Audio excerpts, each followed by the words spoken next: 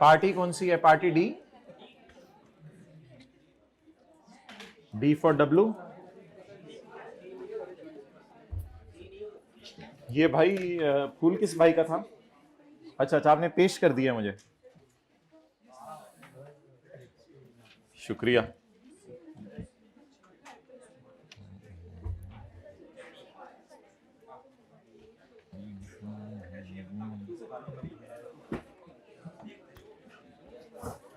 बच्चों, अकल के कच्चों, याद रखिएगा कि नॉर्मल तरीके से टैक्स निकालिएगा, उसके बाद सारे टैक्स क्रेडिट माइनस कीजिएगा। ये टैक्स वो जमा कराने जा रहा था, गवर्नमेंट ने कहा कम से कम सेल का 1.25% तो जमा करा दो, लेकिन बात रखिएगा एक बात मेरी, सेल का 1.25% लेते हुए कि सेल का 1.25% आपने तब लेना है जब सेल 100 मिलियन से ज्यादा हो, और दूसरी बात यह है कि सेल का 1.25% लेते हुए आपने इस चीज का ध्यान रखना है कि ये सेल एक्सक्लूडिंग सेल्स टैक्स हो। ये बात जरा याद रख लीजिएगा। अगर सेल में सेल्स टैक्स पड़ा हुआ मौक में तो कट दीजिएगा, अगर सेल्स में सेल्स टैक्स पड़ा हुआ तो कट दीजिएगा, कटना ना आया तो मुझे बताइएगा। यानी सेल पड़ी होगी 118 पे, उसे ले जाइएगा 100 पर। ये कौन सी सेल होती है जिसके ऊपर 1.25% लगाते हैं? जरा जल्दी से बता दें। Excluding sales tax. दिमाग की गरारियां थोड़ी थोड़ी खुलती हुई फील हो रही हैं? ओके, एक्सरसाइज कराई जाएगी आपको इंशाल्लाह क्लास के अंदर,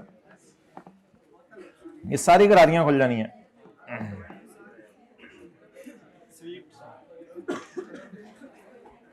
माय डियर, आप आजाद ऐसा करें जल्दी से चैप्टर नंबर 10 के अंदर आ जाइए, पास पेपर क्वेश्चन नंबर 5 निकालना है। इससे पहले कि मैं आपको कुछ और जान दे यार, पेज नंबर याद, जान दे यार, तंग ना कर यार बबलू।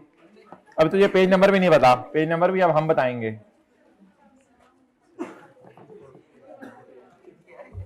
अच्छा मेरे डियर, अब सीरियस हो जाएं, पेज नंबर 248 निकालें। रशीद को जरा साइड पे कर दें, because he is disturbing so much in class. साथ वाले को जरा प्यार से कोनी करके ना जरा साइड पे करें। गुलजार, गुलजारा आंटी का बेटा, Gulzar is a Pakistani resident, operates various businesses. He disposed of the following. और सवाल की रिक्वायरमेंट है कंप्यूटर अमाउंट ऑफ इनकम डजन। अच्छा, गुलजार नहीं होता था खाला रशीदा का बेटा? छत से गिर गया, हद होगी, हमेशा बोंगी मारनी है। गुलजार के पास एक इमूवेबल प्रॉपर्टी है, ये कभी भी नहीं मिलेगा आपको। ये पेज नंबर किताब का है असल में 240-50 से 2 सफ़े पीछे, तो ये कभी भी नहीं मिलना, हो ही नहीं सकता मिले आपको, ये तो उम्रें लग जाती हैं सफ़े ढूंढने में। तो an immovable property was sold for 50 million, the cost was 25। The tax depreciation has been allowed on immovable property up to tax year 2017। My dear, मेरे सवाल का जवाब दिए भाई, मैं कभी कभी डियर कहता हूं तो फिर देखता नहीं। अच्छा, कोई अंग्रेजी का फिक्रा बोले। बैड पीपल, कोई अंग्रेजी का फिक्रा बोले। Where the consideration received on the disposal of immovable property exceed the cost, तो extend the formula of BV. BV का फॉर्मूला क्या कर दें? ये सुना है या किसी खलाई मखलूक से बातें हो रही हैं? नहीं, मैं मानता ही नहीं, मैं मानता ही नहीं, तुम लोग पढ़ते ही नहीं। अच्छा, अब मुझे भैया हंसने का तरीका होता है, आप बताएं क्या करें? कंसिडरेशन और डब्ल्यूडीवी को एक्सटेंड कर करके कुछ करें। मेरे भाई, इसमें नोट दे के आना था कि ये बिजनेस इनकम में जाएगा, तुमने मुझसे कैपिटल गेन इनकम मांगी है, therefore no calculation is required. ये वाला सवाल इसलिए मैं आखिरी दिन कराता हूं, वरना हर सवाल कोई बच्चे इस एंगल से पढ़ते हैं कि शायद कुछ भी नहीं करना। ये आईकैप की हिस्ट्री का वर्स्ट 3 सवाल है। ये 10 साल पहले कुछ लोगों के साथ हुआ था, ये पेपर में वो गए थे, ये करा के आ गए थे, ये हुआ था इनके साथ। वो बेचारे कैपिटल गेन निकाल रहे थे, आईकैप ने कहा ये तो बिजनेस इनकम है। अभी मैंने आपको बता दिया, जो चीज डेप्रीशिएट हो रही हो वो वाली चीज का बेचना हमेशा इनकम फ्रॉम, वैसे भी वो कहता है वो वेरियस बिजनेसेस चला रहा है, तो डेप्रीसिएशन या WDV टैक्स वालों की गिवन होना इस बात का सबूत होगा कि ये एसेट कौन सा है। तो बस ये लिख के आना था, it is income from business, so no capital gain will be recorded. Figures अपने पास रखो मेरे प्यारे एग्जामिनर, फिगर्स को मैं नहीं लूंगा। अच्छा चले हम साइड पे हो जाए। एक गाड़ी आपने बेच दी है 12 लाख रुपए की, गाड़ी आपने खरीदी थी, गाड़ी की बीवी है, साल के शुरू में चपेड़ मारूं, बॉल पॉइंट सेट कर रहा है, ऊपर देख। The car was being used 70% for business and the rate of taxation is 20%। चलें जी, गाड़ी के बेचने के ऊपर गेन लॉस निकालें। कंसिडरेशन कितनी है माय डियर? जहां कोई asset partly business partly private purpose के लिए यूज हो रहा हो, तो जल्दी बताएं WDV में डिडक्शंस नॉट अलाउड को ऐड बैक कर देते हैं। अभी रिवाइज नहीं किया हुआ ना, इसलिए जो है दिमाग की गरारियां नहीं चल रही हैं, थोड़ा थोड़ा याद आ रहा है। yes, तो माय डियर इसमें भी यही नोट डाल के आएंगे, ये बिजनेस एसेट है, ये कैपिटल गेन नहीं है, इसलिए इसको भी इग्नोर करेंगे।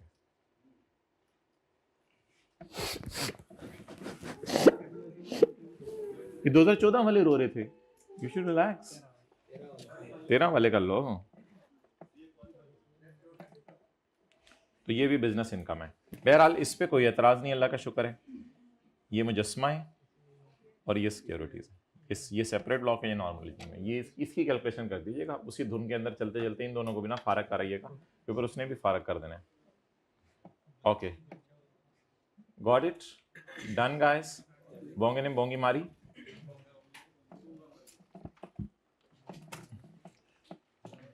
साथ वाले के सर पे जरा शफकत का हाथ रखें, थोड़ा सा शफकत का हाथ प्लीज, साथ वाले के सर पे शफकत का हाथ रखें, रखें जब तक मैं अगली एडजस्टमेंट की तरफ ना आ जाऊं। और आप शफकत का हाथ उठा के अपने सर पे रखने की कोशिश करें, आज हटा लें, बहुत होगी। अच्छा, ये सेक्शन 75A क्या था? टिंकू बाल सही कर रहा है तू, सेक्शन 75A क्या था, किसी को याद है? मैंने कैसे याद करा दूं, प्रॉपर्टीज वगैरह अगर आपने 5 मिलियन से महंगी खरीदी और कैश में पे कर दी, ये किसी भी किस्म की मोबाइल प्रॉपर्टी के लिए, बिजनेस, घर, जो मर्जी, ठीक है, एनी बाजी नहीं, पेज 242 एनी बाजी, एनी बिजनेस की, प्लॉट, घर, कोई भी चीज अगर आपने कितने से महंगी खरीदी और पेमेंट किस में कर दी? कैश में। Samiullah, what are you smiling at? Okay, चले माय डियर। अच्छा यार, ये जो नोशनल अमाउंट है ना, ये असल में माइनस करनी होती है मार्केट बेस्ड ट्रांजैक्शंस में। ये कहां माइनस करनी होती है? तो असल में बच्चे ये समझते हैं कि पब्लिक कंपनी के शेयर्स के ऊपर जो है नोशनल अमाउंट माइनस करनी होती है। मेरे डियर मीनू बोलन दो, ऐसा नहीं होता। देखें, अगर फेडरल गवर्नमेंट ने किसी के 60% शेयर खरीदे हुए हैं, तो वो पब्लिक तो है, लेकिन मार्केट बेस्ड ट्रांजैक्शन नहीं है, क्योंकि वो अनलिस्टेड कंपनीज होती हैं, अनलिस्टेड कंपनी होती है। फेडरल गवर्नमेंट ने 60-70% शेयर के लिए, उससे क्या फर्क पड़ता है? वो पब्लिक बन जाएगी, गेन सिक्योरिटीज में जाएगा, लेकिन नोशनल अमाउंट माइनस नहीं करेंगे। सिमिलरली कोई और कंपनी है जिसमें फॉरेन गवर्नमेंट ने 70% या किसी बाहर की कंपनी ने वो शेयर खरीदे हुए जिसको उसने खरीदा हुआ है, वो भी मार्केट बेस्ड ट्रांजैक्शन वो होती हैं जो स्टॉक एक्सचेंज में डील हो रही हो। तो इसलिए my dear, notional amount minus होगी on listed company shares and other listed securities जो मार्केट में डील हो रही हैं।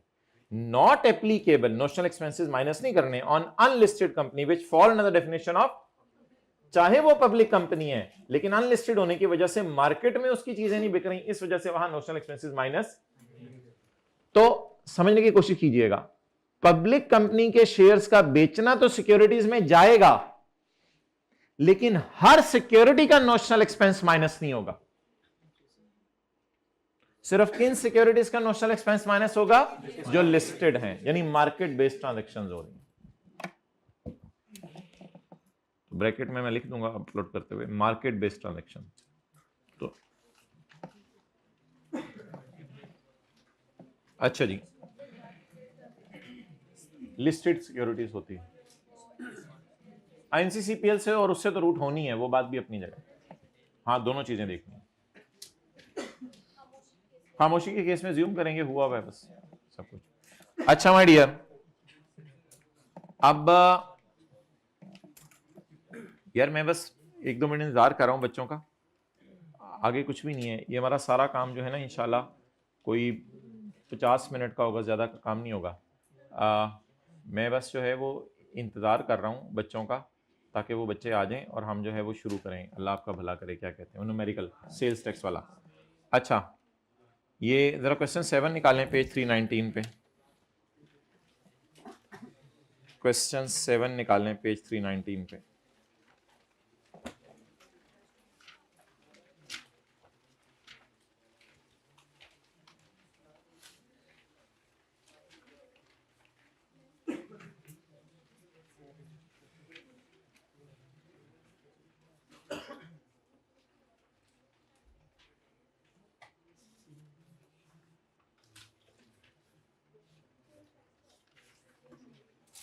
जी पढ़ें जी, क्वेश्चन 7 पेज 319, बताएं जवाब इसका।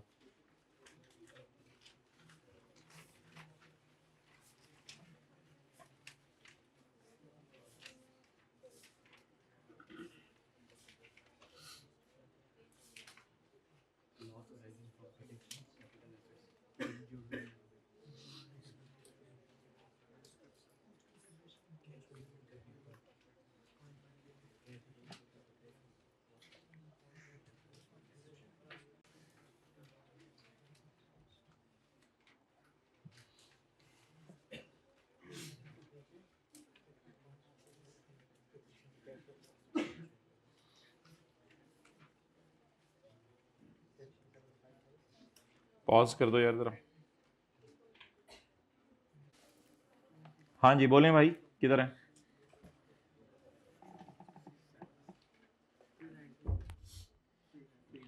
Page number 319। Under income tax ordinance, reduction for capital loss is allowed where consideration on capital is less than cost. What is the exception to this rule? Capital loss की reduction allowed है। ये losses के chapter की बात नहीं है, capital gain के chapter की बात है। तो ज्वेलरी वाला और वो लॉस माइनस करने की इजाजत नहीं, बस ये पूछना चाह रहा था। अच्छा भाई, डेटे को ना पहले सवाल में सिंप्लीफाई करना होता है। एग्जाम्पल नंबर कौन सी मैंने कही है? 9। डेटे को पहले सिंप्लीफाई करना होता है। ये देखें आप, एक ही साल मैंने पेज 314,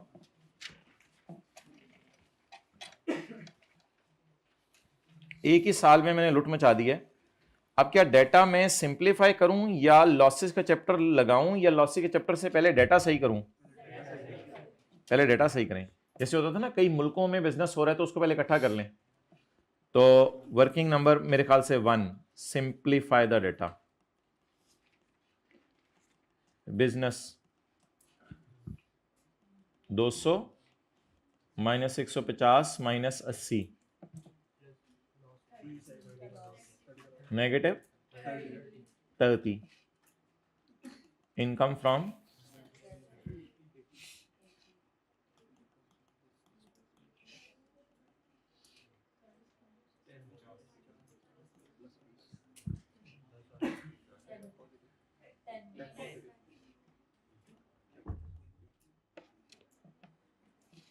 कैपिटल गेन। अच्छा, अब ये कैपिटल गेन पता है क्या हुआ होगा? कुछ ज्वेलरी के ऊपर गेन आया होगा, मिसाल दे रहा हूं, प्राइवेट कंपनी पे गेन आया होगा, प्राइवेट कंपनी पे लॉस आया होगा। तो ये सारा सिंप्लीफाई करने के बाद ये गेन या लॉस बचा होगा। समझ आ रही है बात? जी बोलें।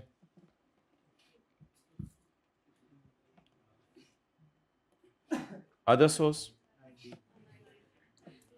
जी, अच्छी बस माशाअल्लाह सुभान अल्लाह इन्ना लिल्लाह। अच्छी सवारी और सारी सारी बसें हैं भाई। बस बस बस बस बस बस। अच्छी अच्छी अच्छी please if you try to cross the limits, I will not cross the limits, alhamdulillah, but I will open the doors for you of this class. Okay, try to be professional ना. थोड़ा सा मुहज़्ज़िब शहरी का सबूत दिया करें. Income salary 80, income from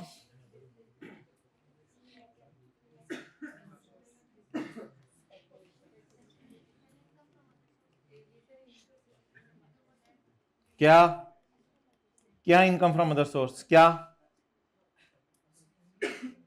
9 10 11 12 13 13 जमा 8 हाँ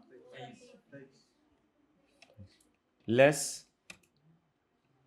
इनकम फ्रॉम बिजनेस 220 है.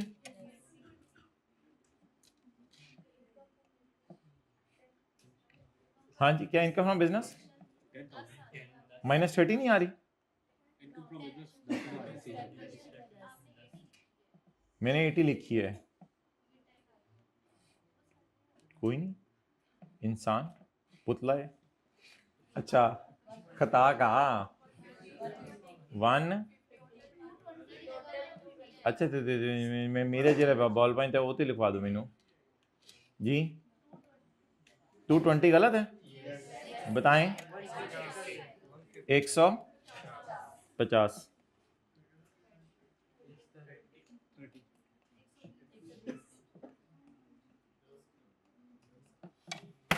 चलें ये नोट करें.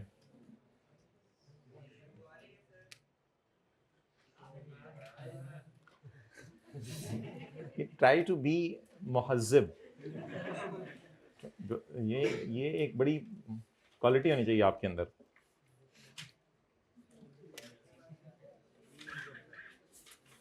चलें जल्दी करें.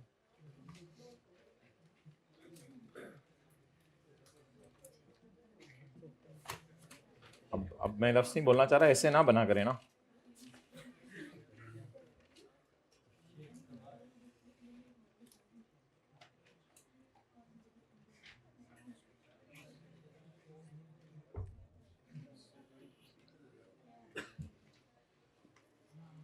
ओके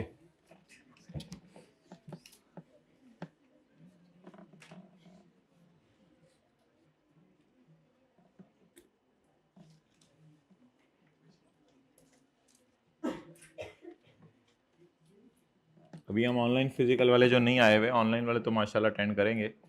फिजिकल वाले भी जो नहीं आए हुए उनसे आपसे हम फीडबैक लेंगे अभी व्हाट्सएप ग्रुप में, फिर उनसे फीडबैक शेयर करेंगे. उसमें डिफरेंट ऑप्शंस होंगी. मुझे तो तकरीबन ये सब आता ही था. दूसरी ऑप्शन शायद ये हो कि मुझे तो आज पता चला कि टेक्स्ट माशाल्लाह ज़बरदस्त ऐसा भी है. मुझे तो आज अंदाज़ा हुआ कि चीज़ें माशाल्लाह जी. ऑप्शन बी को टिक करेंगे आप. ठीक है ओके. रिवीजन हुई. ऑप्शंस आप लोग ही बनवाएंगे मुझे फिर उसमें. अच्छा जी नहीं बोंगी.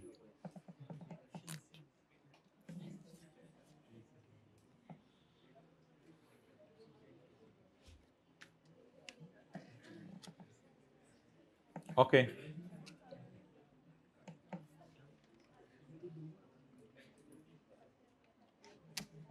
नहीं भाई ये रियल फूल है. हकीकत छुप नहीं सकती, बनावट के असूलों से खुशबू आ नहीं सकती कागज के फूलों से. खुद ही को कर बुलंद इतना कि हर तकदीर से पहले खुदा बंदे से खुद पूछे बता तेरी रजा क्या है. अब खुद ही को बुलंद करते नहीं और फिर कहते रहते हैं ये मसला है वो मसला है. ओके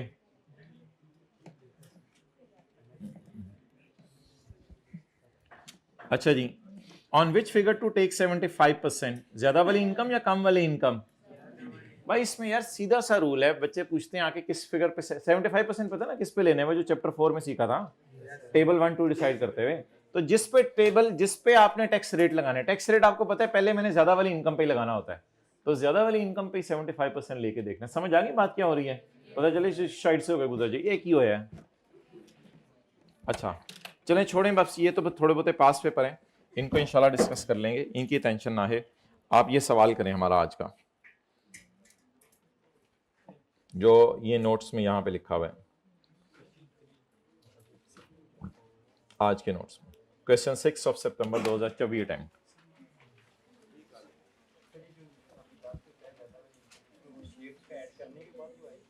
ज्यादा वाली इनकम शेयर उसका ऐड करने के बाद वाली होती है। अब ये वही है जिनके पास से होके गुजर गई है, इनको वो चीजें याद ही नहीं। तो इधर उधर की ना बात कर, तो बता काफिला क्यों लुटा, मुझे राजनों से गिला नहीं, तेरी रहबरी का सवाल है।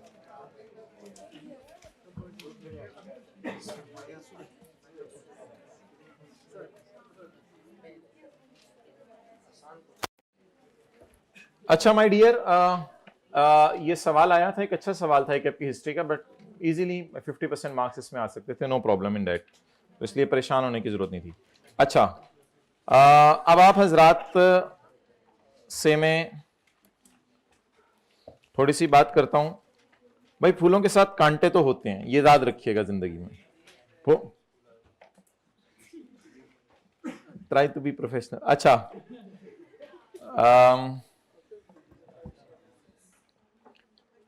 चलें जी, हर शीदा टल्ली इधर मुतवज्जे हो जाए, पेज नंबर 511, पेज नंबर 511। खुशबू आ सकती है अगर इस पे परफ्यूम लगाया हो। जज़ाकल्लाह। अच्छा जी, ये जो पेज है ना, पेज 511 वाला, ये जो पेज है ना पेज 511 वाला, उसमें ये लिखा हुआ है कि कुछ चीजों की इंपोर्ट और सेल अगर हो रही हो, कुछ चीजों की इंपोर्ट और सेल अगर हो रही हो, तो इनके ऊपर टैक्स कितने % लगेगा? 25%। क्लास इधर हो रही है, ठीक है। फिर दोबारा लिखा हुआ है कुछ चीजों की इंपोर्ट और सेल हो रही हो तो भी टैक्स कितने % लगेगा? 25%। अच्छा ये मैंने आपको बताया था, ये लोकली मैन्युफैक्चर्ड है, ये इंपोर्ट एंड सेल नहीं है, ये लोकली मैन्युफैक्चर्ड।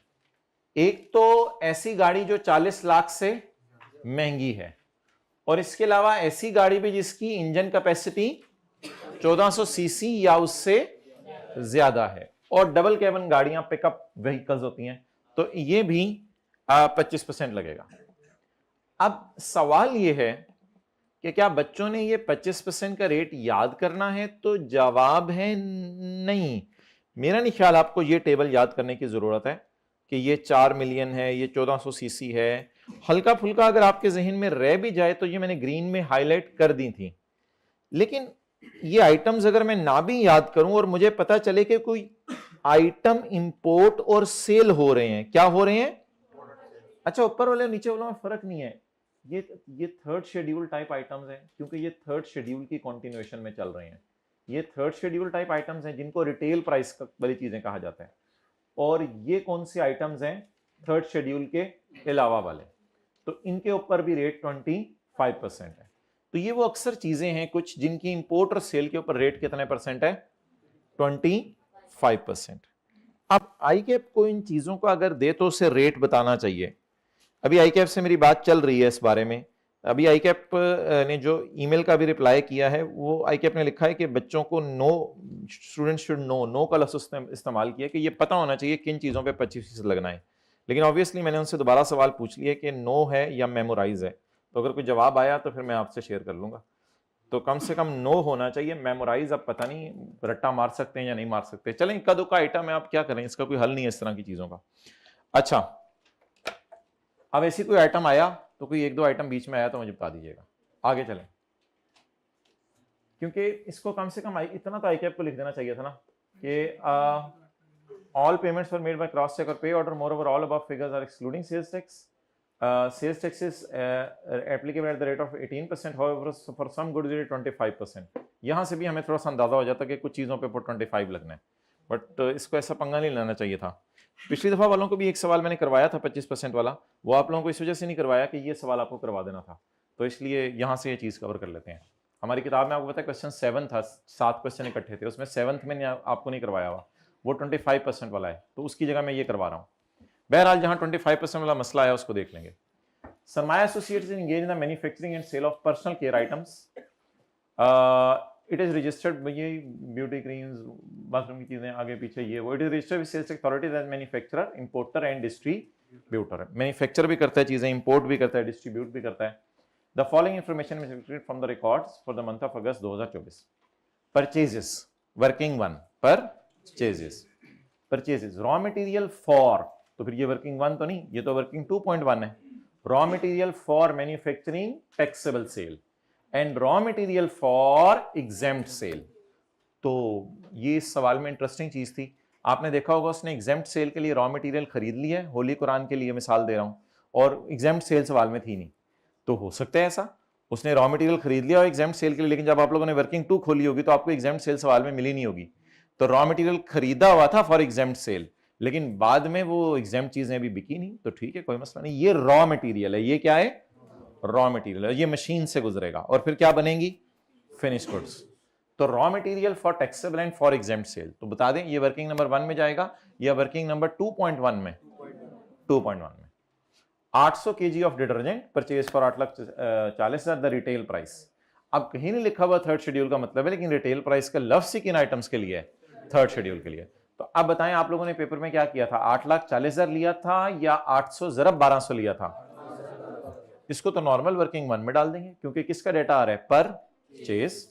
आगे चलें, गुड्स वर्थ रुपीज 3 लाख, ये तो आसान एडजस्टमेंट थी, पेमेंट कैश में कर दिया। 50,000 से ऊपर की चीजों की पेमेंट कैश में नहीं हो सकती। सेक्शन 73 का लफ्ज लिखने लिख लें, वो आपको याद होगा शायद, सेक्शन 73 में लिखा होता 50,000 से ऊपर की पेमेंट कैश में, तो ये भी एक आसान एडजस्टमेंट थी, डैश डाल के इग्नोर करनी थी। Now try to get the marks. एक स्टूडेंट आया, उसने कहा सर पता नहीं कैसी कैसी चीजों के नाम लिखे हुए थे सवाल के अंदर, कभी शैम्पू आ रहा था, कभी सोप्स, नहीं आया स्टूडेंट, कभी शेविंग क्रीम्स आ रही थी। रिलैक्स प्लीज, मुझे अभी तक इस सवाल में कुछ नहीं लगा ऐसा कि मैं आपको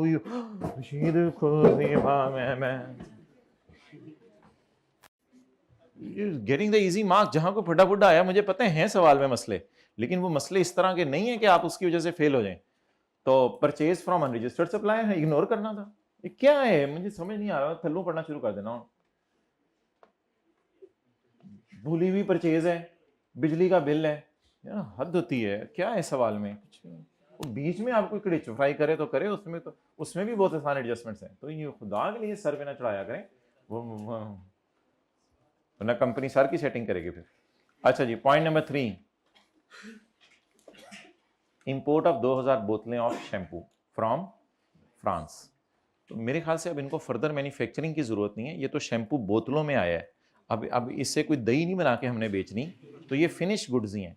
शैम्पू मंगवा लिया ना, तो शैम्पू का रॉ मटेरियल मंगवाया, शैम्पू जहां रॉ मटेरियल लिखता है रॉ मटेरियल मंगवा रहा है, तो ये तो शैम्पू मंगवाया, तो फिनिश गुड्स मंगवाई हैं।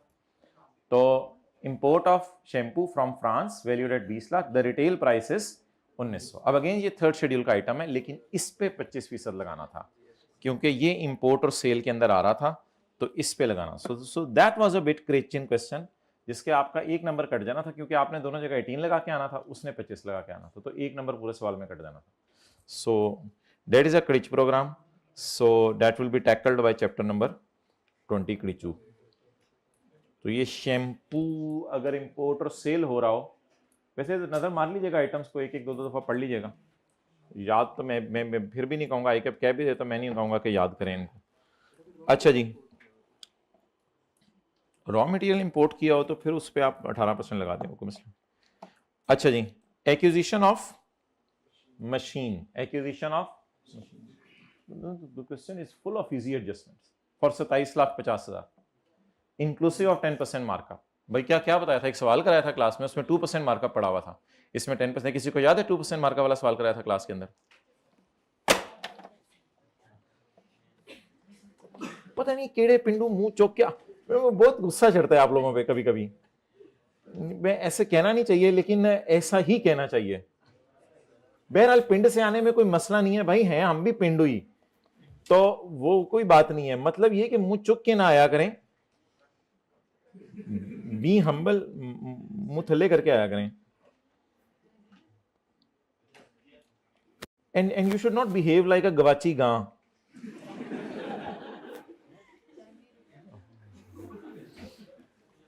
Enjoy the life, guys,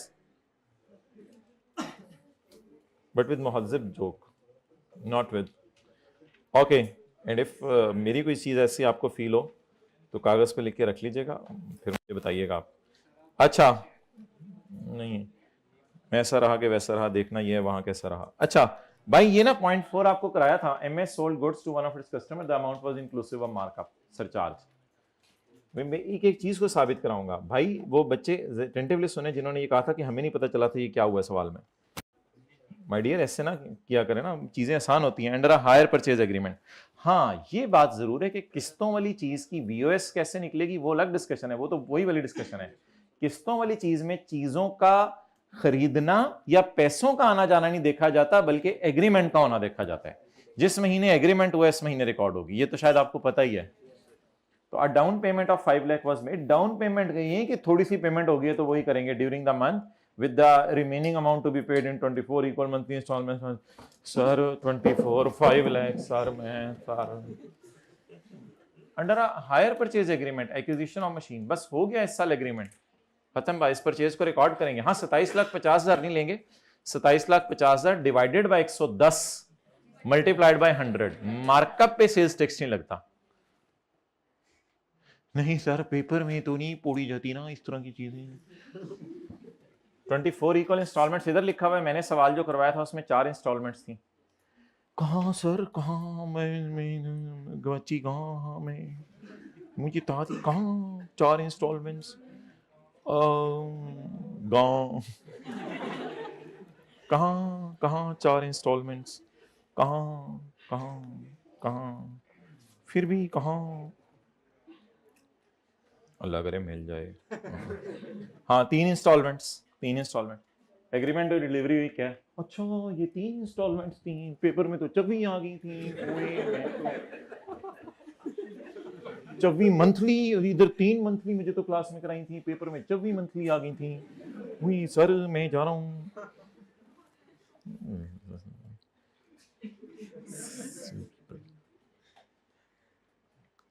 okay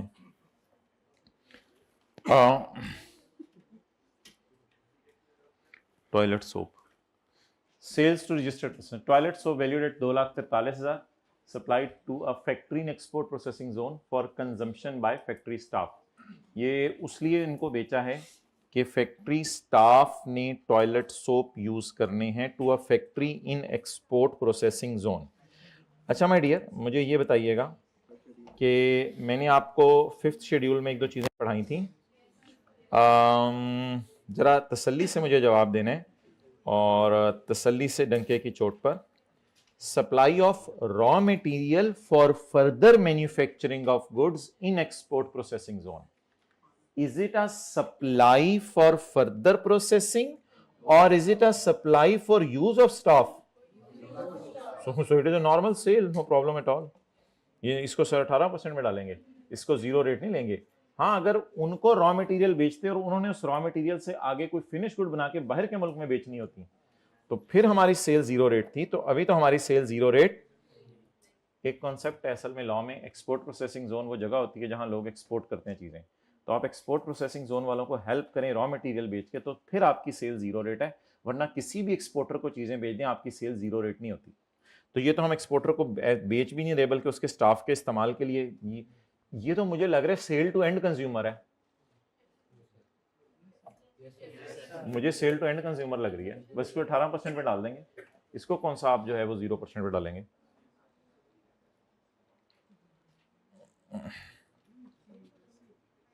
किधर है ये?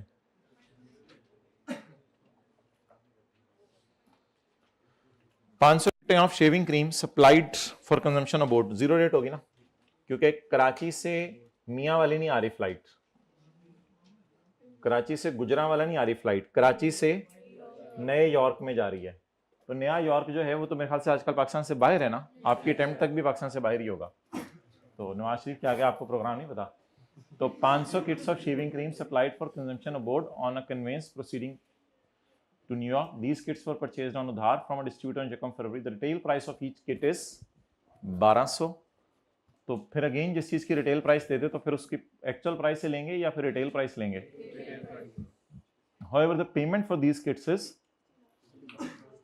अब इसने ना दोनों तरफ से घुमाने की कोशिश की है. सेल में तो डालना है क्योंकि सप्लाईज टू रजिस्टर्ड पर्सन ऊपर लिखा हुआ है. सेल में तो डालना है. परचेज में बताएं क्या मसला है. परचेज में बताएं क्या मसला है. 180 डेज काउंट करना शुरू करें जी. 180 डेज जल्दी करें. ये इस सवाल सुबह भी कराए ना. It is still outstanding. Payment अभी तक आउटस्टैंडिंग है. तो 2 तारीख से गिनना शुरू करें. और महीना साल कौन सा है? 2024. तो माय डियर दिन गिने. 27 दिन फरवरी के, मार्च, ये 27 नहीं 28 दिन फरवरी के, क्योंकि यकम को तो गिनना नहीं लेकिन आगे 29 दिन है.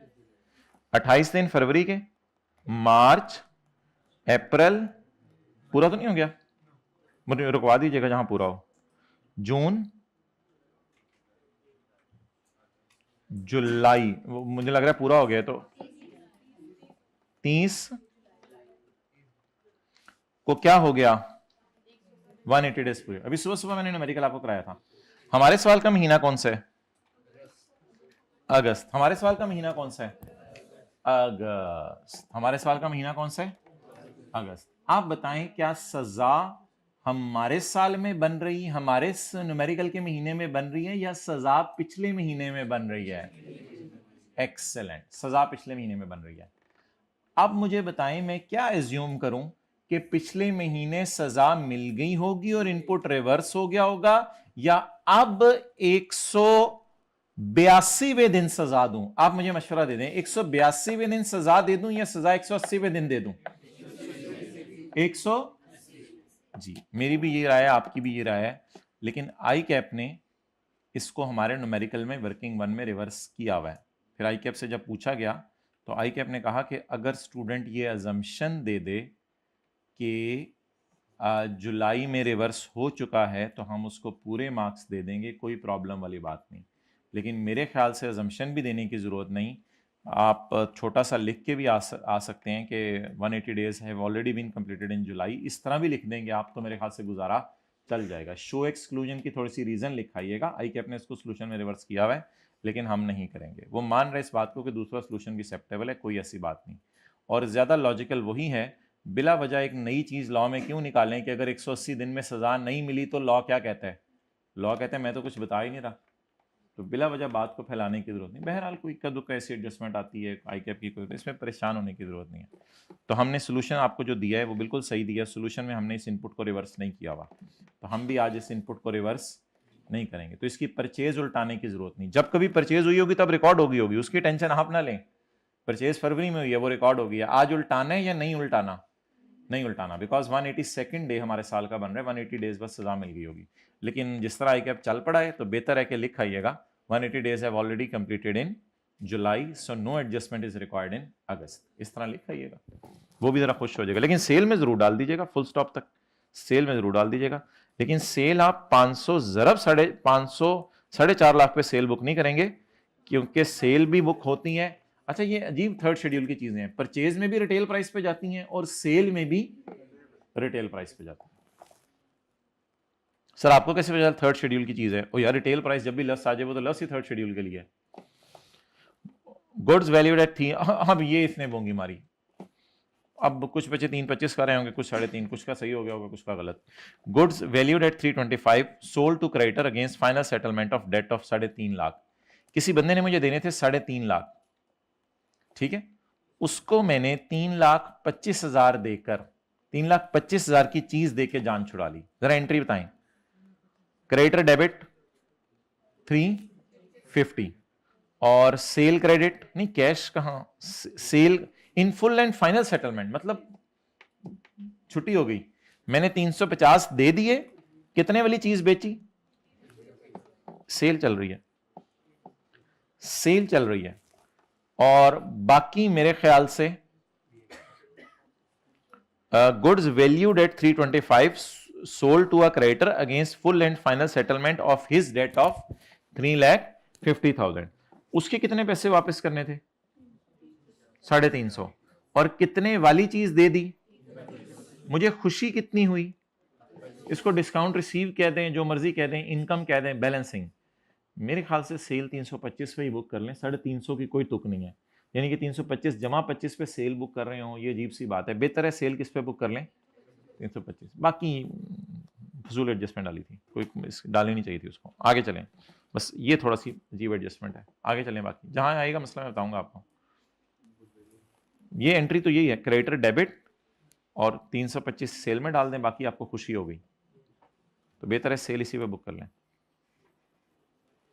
आगे ये भाईजान सबसे आसान एडजस्टमेंट थी, कितने लोगों को फौरन समझ आ गई थी? हाथ खड़ा करें। एक्सीलेंट। अगली सबसे आसान एडजस्टमेंट थी, पढ़ें आप लोग भी सारे, ये सबसे आसान एडजस्टमेंट थी।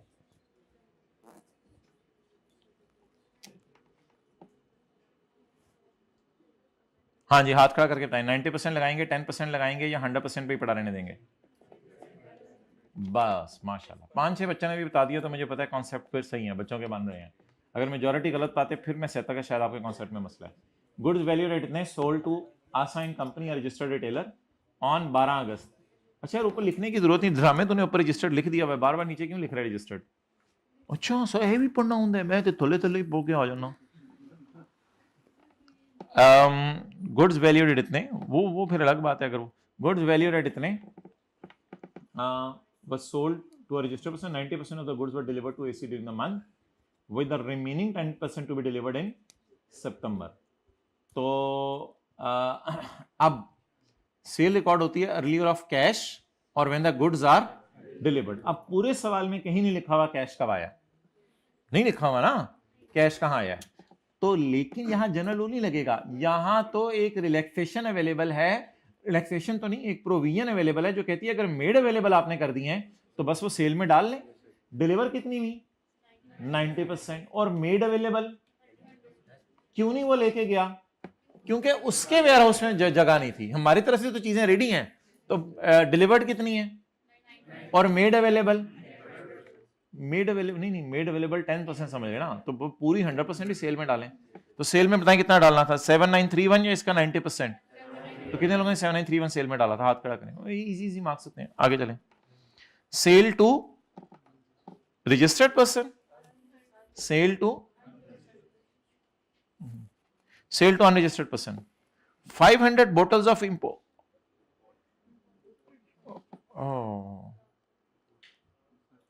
500 इसमें से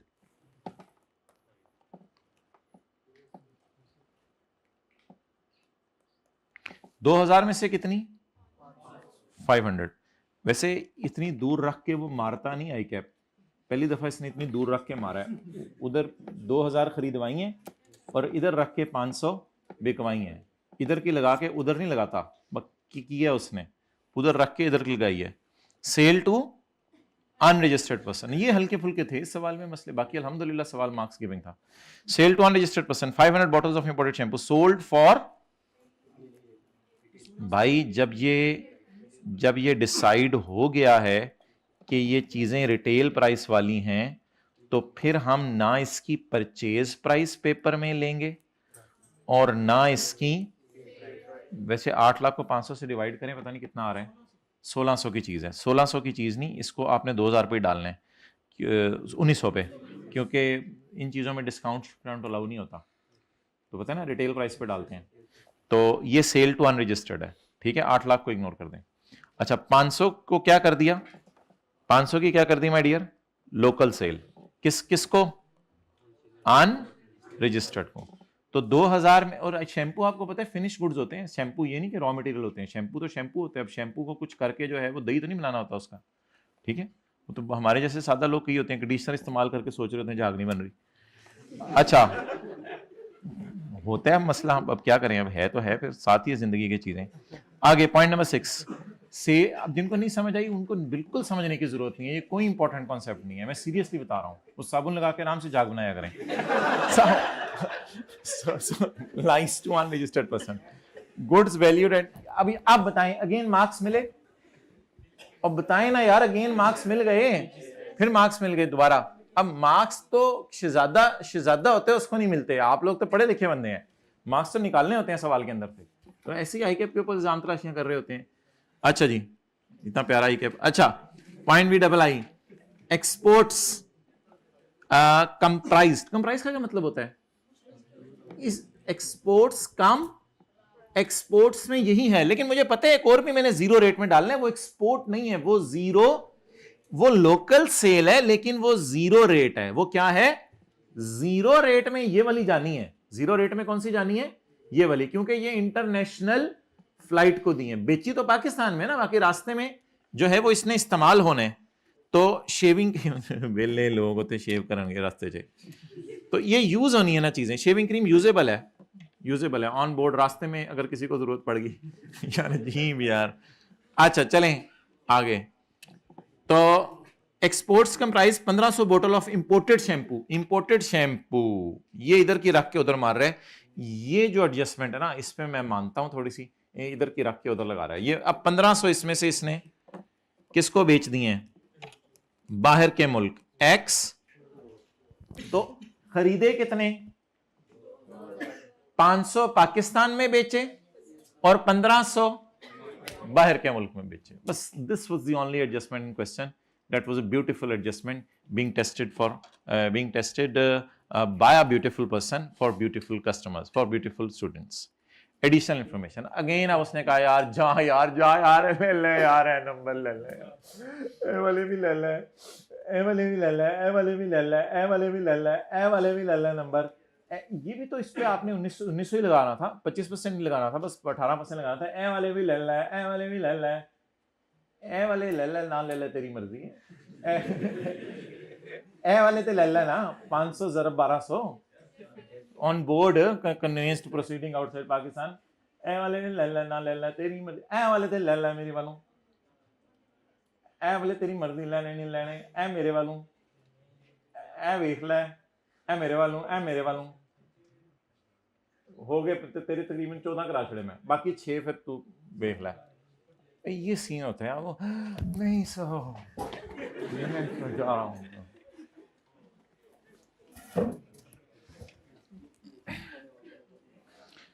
असल में आप टैक्सेबल सेल पूरे सवाल में हैं, टैक्सेबल सेल पूरे सवाल में हैं, जीरो रेट 2 हैं।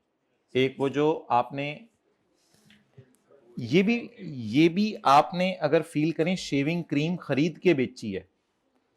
असल में मैं एक चीज बताना चाह रहा हूं बार बार कि जीरो रेट सेल में ना इसने फिनिश गुड्स डाली थी बस।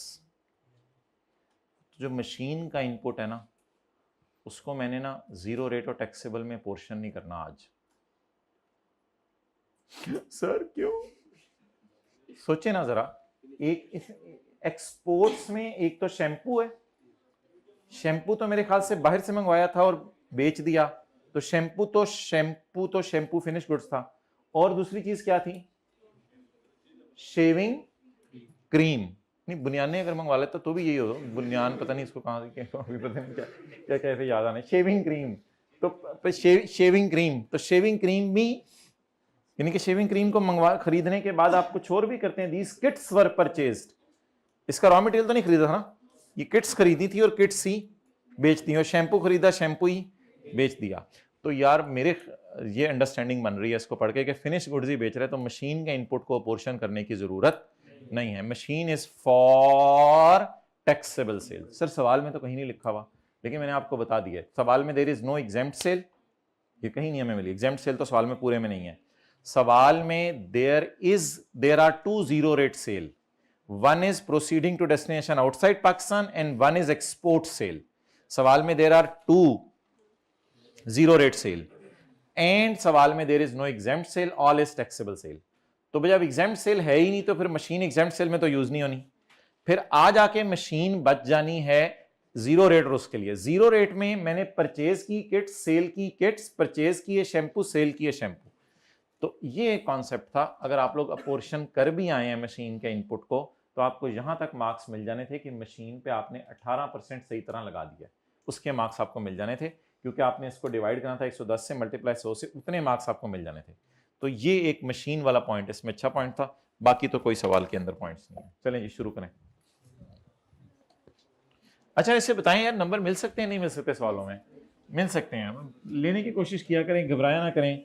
कितने लोग ये एक दो एडजस्टमेंट ऊपर वाले पढ़ के फिर नीचे जरा परेशान हो जाते हैं? जरा हाथ खड़ा करें। क्यों भाई, बजा बजा बताएं क्यों? जो आगे देखें सवाल में आखिरी तीन चार एडजस्टमेंट ऐसे ही मारी हैं, शुरू वाली भी ऐसे ही फेंकी हैं।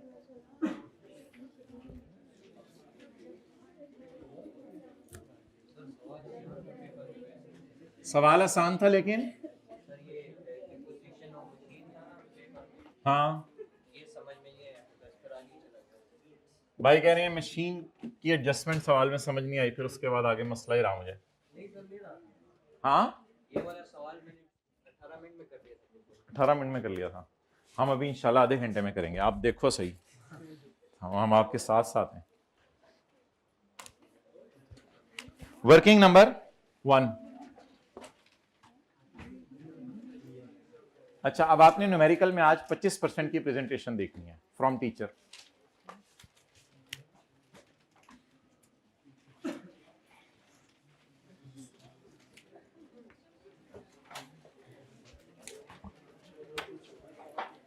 भाई मार्कर लेके आओ, मार्कर लाना, मार्कर लाना, ठीक है, याद से मार्कर लेके आओ। रॉ मटेरियल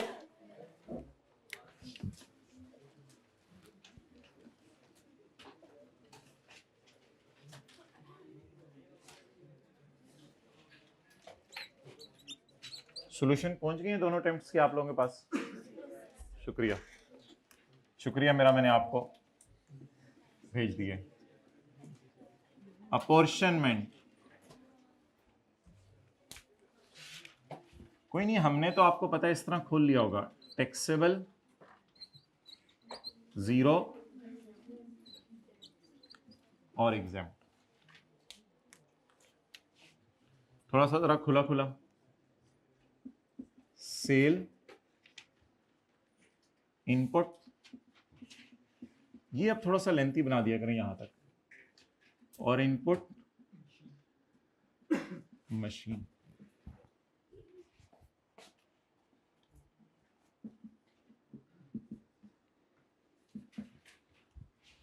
चलें जी,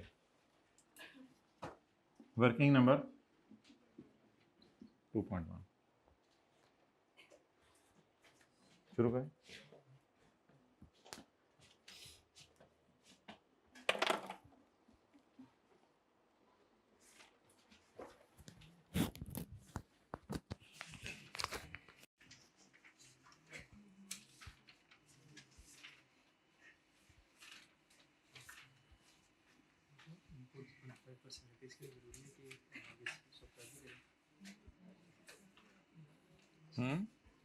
अभी देखो ना, देखने तो दो, चलने तो दो। ओके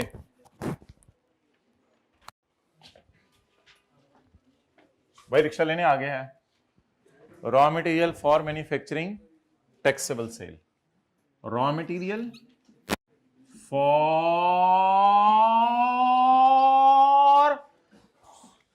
डर गया, कौन आ गया?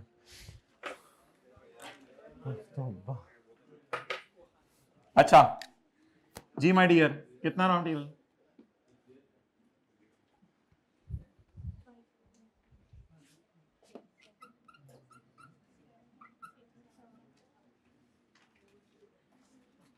भाई मेरे घर से कैलकुलेटर ला दो।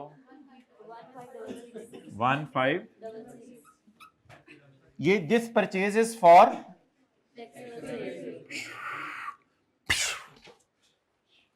Raw material for manufacturing taxable sale and raw material for manufacturing exempt sale. चलिए खैर है। Working 2.2 raw material for taxable. आपकी तो सुई उधर ही अड़ी रहती है पूरी जिंदगी। रॉ मटेरियल फॉर, बाद से जाके पता चलना एग्जाम सेल होनी कोई नहीं। Please speak in English, you know my Punjabi. well that's really अजीब। जे मैं बोलने लगा तो फिर मैं चुप नहीं करता, जे मैं चुप करता तो फिर मैं बोलता नहीं। ਟਕਰਾ ਤੁਸੀਂ ਸੀਏ ਰਹੇ ਹੋ ਤੇ ਬੋਲ ਤੁਸੀਂ ਪੰਜਾਬੀ ਰਹੇ ਹੋ 90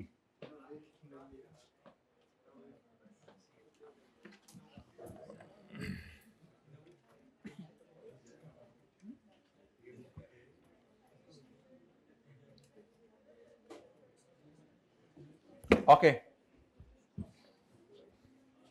चलें जी। आगे इसके साथ लिखा हुआ है ये परचेज किस सेल के लिए है? नहीं, तो बस जहां फॉर लिखा हो उसको नीचे ले जाएं, बाकी को मेन पे रखें। तो मेन रोड पे इसको डालें, purchase of detergent.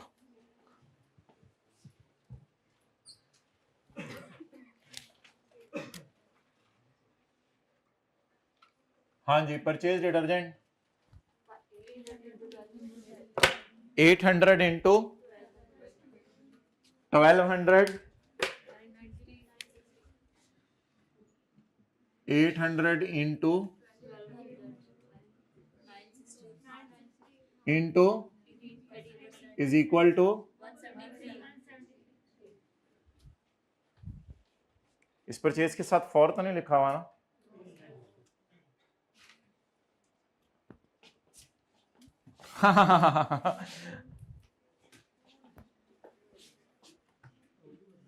Purchase exceeding 50,000 in cash of rupees, bracket में क्या लिखा करना है पेपर में? इनएडमिसिबल। और जगह दे, हट, जगह नहीं देनी। Inadmissible. Purchase in cash of rupees 340। जी जी भाई इसको कर दो 26.63 पे आके, 26.63।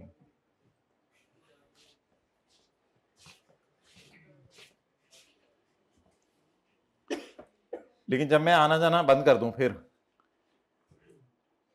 अभी आपने कैमरा भी संभाल लें। Purchase of taxable goods from unregistered supplier valued at, अच्छा एक दो सवाल आया था पेपर में, purchase of unregistered person valued इतने फॉर टैक्सेबल सेल। ओ भाई ये वाली अनरजिस्टर्ड से परचेज है, ये फॉर टैक्सेबल हो, फॉर एग्जाम्प्ट हो, ये तो परचेज ही डेड है। तो विशेष ये परचेज ही डेड है, तो फॉर के आगे इसके नानी हो दादी हो उससे क्या फर्क पड़ता है? नानी अम्मा दादी अम्मा, मतलब मैं ये कह रहा हूं कभी अगर पेपर में लिखा आ जाए purchase from unregistered person for taxable sale, ये परचेज ही डेड है तो आगे जिस मर्जी सेल में ये यूज हो, इस लाइन का फायदा क्या? ठीक है टोनी मोनी, परचेज फ्रॉम, आ जाओ सही कर दो, रुपीज इन एडमिसिबल, कौन सी मिस? मिसेबल। ओके आगे चलें।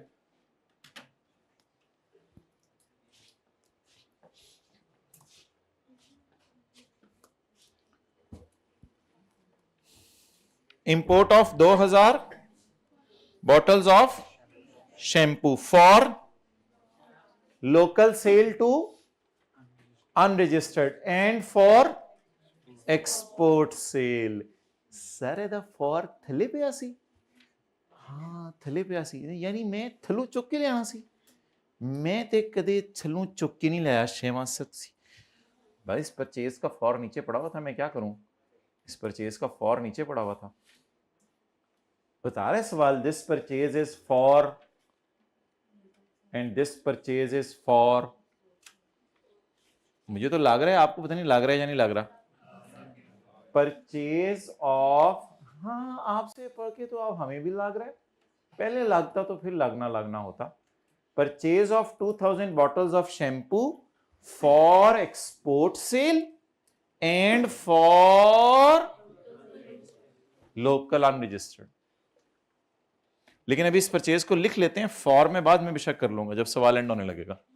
अच्छा ये परचेज ना इंपोर्ट एंड सप्लाई वाली है, तो इसको इंपोर्टेड चीजें अगर आप मंगवा लें तो उस पर रेट फिर 25% लगना है, 18% लगना है, 25%।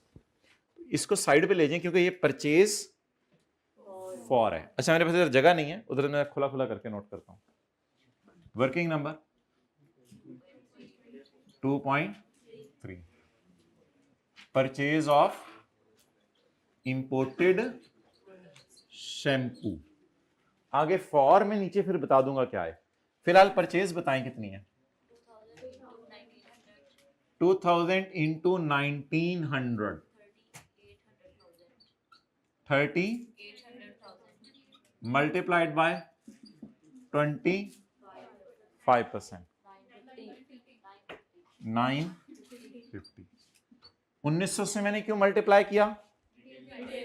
रिटेल प्राइस दी हुई है। और 25% से क्यों मल्टीप्लाई किया? अगर इधर आता तो इधर भी लगा देते 25%, उससे क्या फर्क पड़ता है, बस इधर डायरेक्ट 25 लगा देना।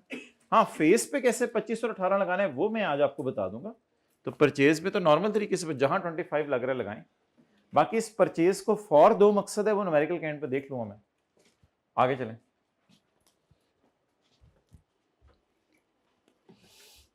अच्छा जी माय डियर, बहरहाल माय डियर, जिन बच्चों ने इसको यहां डाला होगा 2500 ज़रब 1900, भाई उसको मार्क्स मिले होंगे। 2000 ज़रब 1900, 2000 से 19 को मल्टीप्लाई करने के मार्क्स मिले होंगे। 18% उन्होंने लगा दिया होगा, उसके मार्क्स कटे होंगे। आगे यहां पे फिगर लाने के उनको मार्क्स मिले होंगे और आगे लेके जाने के भी मार्क्स मिले होंगे। ओके भाई, मशीन खरीद ली है, इस पे बात हो गई है। कोई भी चीज है मार्कअप डाल के या मार्कअप डाले बगैर, तो एक्विजिशन ऑफ मशीन, मशीन खरीद ली है तो फिर एग्रीमेंट इसी साल हुआ है, इसी महीने हुआ है। और मैं क्या कह सकता हूँ, अंडर हायर परचेज कुछ लिखा नहीं हुआ वैसे, लेकिन एग्रीमेंट इसी महीने हुआ है। तो एज्यूम कर सकते हैं इस सवाल में कि assumed agreement is signed in this month. जी मशीन, अब मशीन का भी फिलहाल मुझे नहीं पता कि फॉर टैक्सेबल है, वो मैंने आपने लंबी बात कर दी है कि ये चीजें जीरो रेट में से दो ही आ रही हैं पूरे सवाल में चीजें। तो जब तो पूरे सवाल में चीजें जीरो रेट वाली आ ही दो रही हैं, तो मशीन सिर्फ इसके लिए यूज हो रही है। लेकिन कोई मसला नहीं, अभी इधर लिख दें, बाद में जब ख्याल आया बाद में देख लेंगे, वो सवाल खुलने के बाद देख लेंगे। फिलहाल इधर लिखें आप जी मशीन। आगे ये फॉर वाली हुई तो कोई नहीं, कहीं और जाके तकसीम कर लेंगे। हमारा कौन सा वर्किंग 2 पॉइंट में जगह नहीं है, कुछ भी कर लेंगे। वर्किंग 4 खोल लेंगे। Input machine 2750 is not VOS. 2750 includes surcharge or markup divided by multiplied by 100. But it is not input, it is purchase. Apply 18%. 450.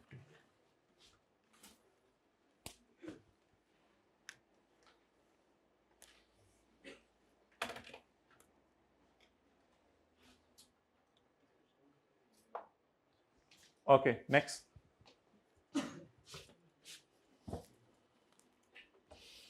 Five minute kits of sorry sale. अब सेल वाली साइड पे आ जाए।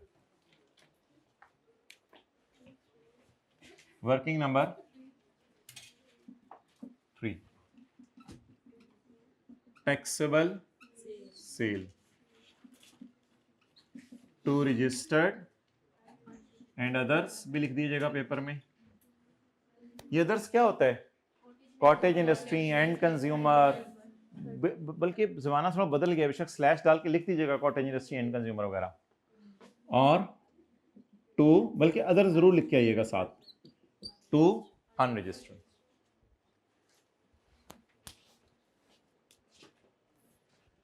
जी toilet soap 243 supplied to a factory. नहीं, ये तो sale to end consumer है, sale to end consumer.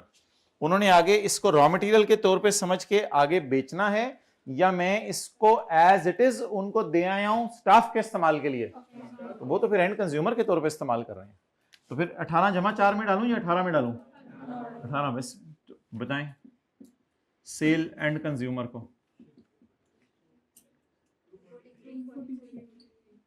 Zero rate में क्यों नहीं डाला? क्योंकि ये एक्सपोर्ट प्रोसेसिंग जोन के लिए रॉ मटेरियल नहीं है। Next, 500 kits of shaving cream sold. एक फ्लाइट है। अच्छा सोच के बताएं, शेविंग क्रीम कंज्यूम हो जानी है रास्ते में या नहीं होनी?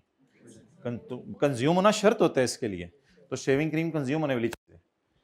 फ्लाइट्स बहुत लंबी लंबी होती हैं, इसलिए सारी चीज़ें अवेलेबल करते हैं वो आपको, टिश्यू पेपर्स हैं, खाना है, ये चीज़ें हैं। These kits were purchased on credit from a distributor। ये तो इसकी परचेज साइड की बात होगी ना, अभी तो ऊपर से कौन सी बात चल रही है, सेल की। पहले ये देख लें, द रिटेल प्राइसेस 1200, ये जरा बात देख लें, फिर 4.5 लाख वाली बात मैं अलग से देखता हूँ। ये खरीदी 4.5 लाख की है, सेल प्राइस उसने दी भी नहीं, सवाल में नोट करें, सेल प्राइस उसने दी भी नहीं। These kits were purchased इतने, these have a retail price of इतने, सेल प्राइस उसने दी भी नहीं, तो टेंशन है ही नहीं। परचेज प्राइस ये दे दी है और सेल प्राइस ये दे नहीं दी, रिटेल प्राइस दी है। तो पहले सेल में तो डालें इसको, 500 ज़रब एग्जाम सेल तो सवाल में नहीं लिखा हुआ, जीरो रेट मैंने बता दिया क्यों नहीं है, ये जीरो रेट, हाँ सॉरी जीरो रेट है, माजरत ये जीरो रेट है। तो मेरे पास यहां जगह नहीं है, बहुत है तो मैं फिर इधर थोड़ा सा, क्योंकि मुझे पता है एग्जाम सवाल में है ही नहीं। नहीं, मैं जरा जीरो रेट, लेकिन मैं शो यहीं करना चाह रहा हूं, जीरो रेट शो यहीं करना चाह रहा हूं। टैक्सेबल जीरो और एक जेम जी, quantity 500 into whatever it में भी, एक और भी जीरो रेट सेल मेरी भी आनी है। सारा अगर ज्यादा जीरो रेट सेल हो तो कोई नहीं, वर्किंग फोर खोल लीजिएगा, बस जीरो रेट सेल इधर आनी है जितनी भी है। अच्छा, इसकी परचेज को रिवर्स करना है या जुलाई में रिवर्स हो चुकी है? जुलाई में रिवर्स, लेकिन अब लिख के कहां आना है? लेस क्रेडिटर अनपेड, क्रेडिटर उल्टाना होता है, लेकिन उल्टाना नहीं, आपने क्या डाल देने, डैश। क्रेडिटर अनपेड कितने, 44, वैसे मेरे ख्याल से 450 नहीं यूज करना होता, क्योंकि ये रिटेल प्राइस वाली चीजें हैं। इसकी परचेज भी रिवर्स किससे होगी? तो लेकिन इसको भी छोड़ें, मुझे ये बता दें फिलहाल आप कि ये जो परचेज है, क्या ये डेड करनी है या ऑलरेडी डेड हो चुकी है? हाँ, तो क्रेडिटर अनपेड लिख के ब्रैकेट में लिखें already, I assume already reversed in July when 180 days completed. I assume already reversed in July, working होने जगह कम पड़ गई। आई अज्यूम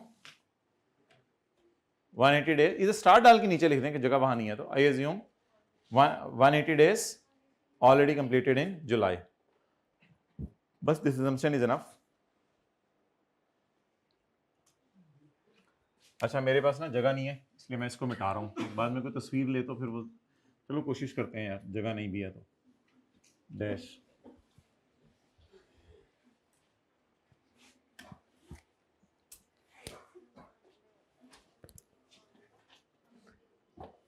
नेक्स्ट, ये थोड़ा सा फटा था, इसमें क्या चीजें कितने वाली बेची हैं? 325 वाली, तो बस 325 पे सेल बुक कर लें, आगे उसका उधार कितना था उसको छोड़े, मेरे ख्याल से चीजें कितने वाली बेची हैं, बस 325 वाली सेल बुक कर लें, सेल डालें जी। अच्छा, वैसे सवालों में ना दो तरीके होते हैं, बोंगे लोग क्या करते हैं, छोड़ के आ जाते हैं, और अक्लमंद लोग दोनों में से एक उठा के आ जाते हैं। कभी कभी आई कैप कहता है कि मैंने तो दोनों के सही कर दिए थे क्योंकि ये मसला था, इसमें हो जाता है कि ऐसा। तो कितने लोग पास्ट में छोड़ के आते रहे हैं चीजें समझ ना आने पे? सारे फरिश्ते बैठे हुए हैं जी। इस पर डिस्कशन हो गई है, 90% डिलीवर हुई है, 10% मेड अवेलेबल है। पूरी सेल ही बुक कर लें, इतनी लंबी कहानी पढ़ के बस 7931 उठा लें।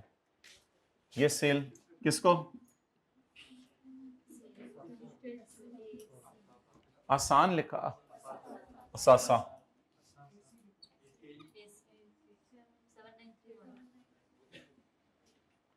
7931,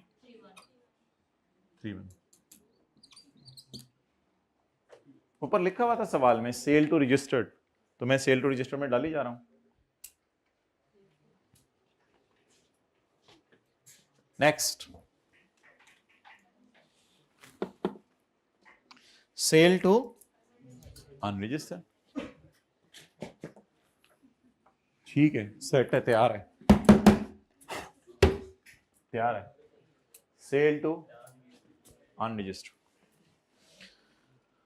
500 bottles of imported shampoo, sold for 8 lakh छोड़ें, इनकी रिटेल प्राइस बताएं 1900।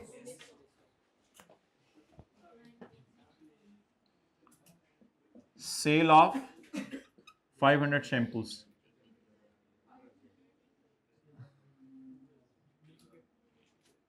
इसे क्या मजा होता होगा इंपोर्टेड शैम्पू से नहाने का, जरा फील करें। बालों में हाथ फेरे, साथ लेके। Sale of imported shampoo 500 ज़रब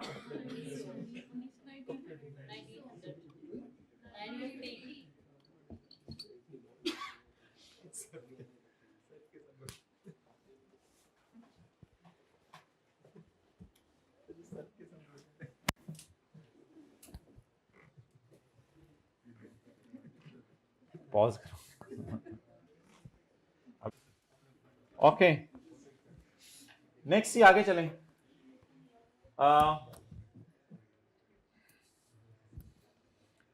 goods valued at 575 sold to and, इसलिए अदर्स लिखा हुआ है अपने ऊपर। लेकिन मैंने एक चीज नहीं आज आपको बताई है कि वो यहां पे ना सेल टू एंड कंज्यूमर 4% अब लगाना हो तो बता दीजिएगा कि एंड कंज्यूमर पे मैंने नहीं लगाया। याद है ना? वो तो याद है ना, सुबह सुबह आए हुए थे ना, अभी बताऊंगा तो याद आ जाएगा। 18 जमा 4 में डालें, 18 में डालें, डालें 575।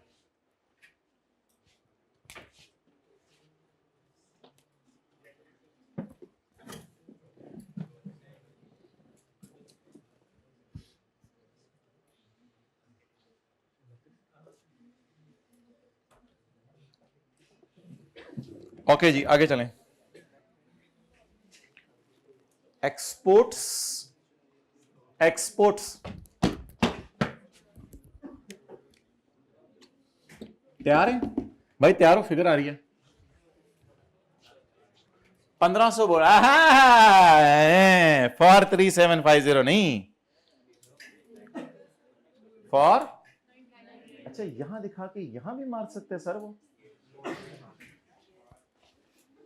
हाथ आगे करो कह के टांगों पे भी मार सकता है। अच्छा जी, बताएं भाई। 1500 इंटू 1900, डन। खुला खुला जी, बिल्कुल जी, बोलें पहला।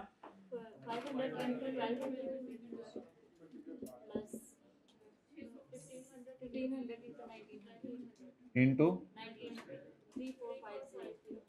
What ever may be patience, चलें।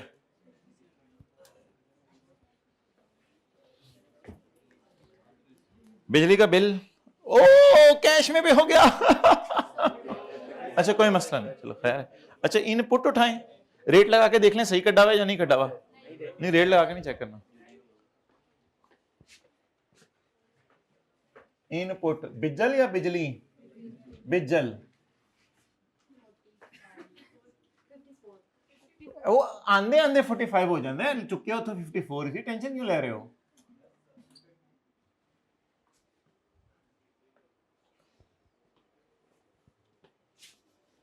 अच्छा, अब से ऑनवर्ड्स हमने जितना पढ़ना है ना, आपने साथ साथ पढ़ना है मेरे, ठीक है? और आज वाला भी आपने साथ साथ पढ़ना है। अच्छा, इन जनवरी 2024 ऐसे purchase goods worth ₹455, the input of 81,900। अब चेक करने की जरूरत नहीं है, फन्ने खा बन के लाल बुझक्कड़। On these goods was could inadvertently left अनक्ला, भूल गया मैं, भूली हुई परचेज अगले 6 महीने में याद आ जाए तो उसको भूली हुई नहीं कहते, उसको भोला कहते हैं। जनवरी का भूला हुआ फरवरी में आ जाए, मार्च में आ जाए, अप्रैल में आ जाए, मई में आ जाए, जून में आ जाए, जुलाई और नहीं, हमारे दरवाजे आपके लिए बंद हो चुके हैं, आप निकल जाएं यहां से। भाई इधर देखो ना, सच्ची प्याते बंदा गया ये बुढ़ी। अच्छा, बुढ़ी के बारे में नहीं मुहावरा बना हुआ। इनपुट ऑफ जनवरी, तो 6 months lapsed in July. And my dear examiner, we are in August. For further details, you can contact me. After death. नहीं, after death कैसे वो तो अच्छा.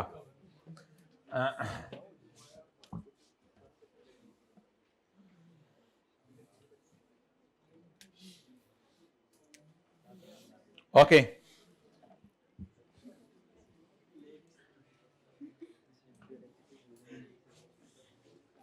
चलो जी.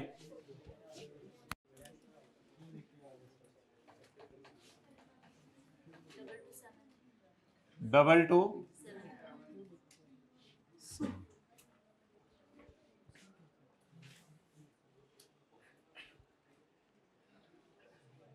जी माय डियर, डबल टू 7 कहां लेके जाना है?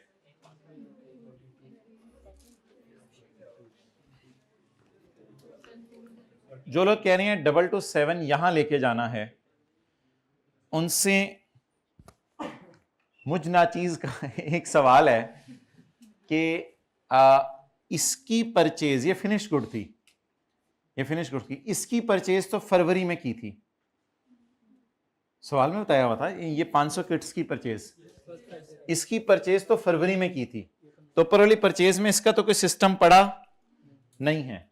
इसकी थोड़ी ये थोड़ी सोचने वाली थी इस सवाल में चीजें। इसकी परचेज तो फरवरी में की थी और इसकी परचेज मुझे अलग से मिलनी है यहां से। ये 2000 की परचेज है ना, तो 2000 में से 1500 इधर सेल हो गए, तो इसकी परचेज मुझे 2.3 से मिल जानी है, इसकी परचेज फरवरी की है, तो वर्किंग 1 में इसकी परचेज तो पड़ी नहीं, तो फिर मेरे तो ख्याल से मुनासिब है बस ऐसे ही लिख लें 2 to 7 instead of making it apportionment करने की बजाय। अच्छा जी आगे चले माय डियर, ये थोड़ी सी अब थी इस सवाल में चीजें। मशीन से शैम्पू या मशीन से जो है वो आपने शेविंग किट्स नहीं बनानी थी, क्योंकि बता था शेविंग किट भी खरीद के बेची है, शैम्पू भी खरीद के, और एग्जेम्प्ट सेल तो इस साल हुई नहीं, तो पता नहीं एग्जेम्प्ट सेल का रॉ मटेरियल अभी तक रॉ मटेरियल ही पड़ा हुआ है या कोई फिनिश गुड्स हुई है या नहीं हुई। बहरहाल एग्जेम्प्ट सेल में तो पोर्शन वैसे भी मशीन नहीं होती, एग्जेम्प्ट सेल तो सवाल में है ही नहीं, तो मेरे ख्याल से बजाय कि मशीन को यहां रख के इसमें पोर्शन करें, मशीन से ये चीजें बनाई नहीं, तो मशीन की परचेज भी यहां डाल दें। चलें जी यहां तक नोट करें, फिर आगे मैं और आप साथ हैं।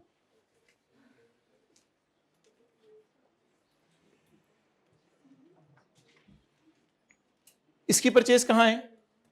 फरवरी में पड़ी हुई, और इसकी परचेज वो पड़ी हुई है 2000 शैम्पू।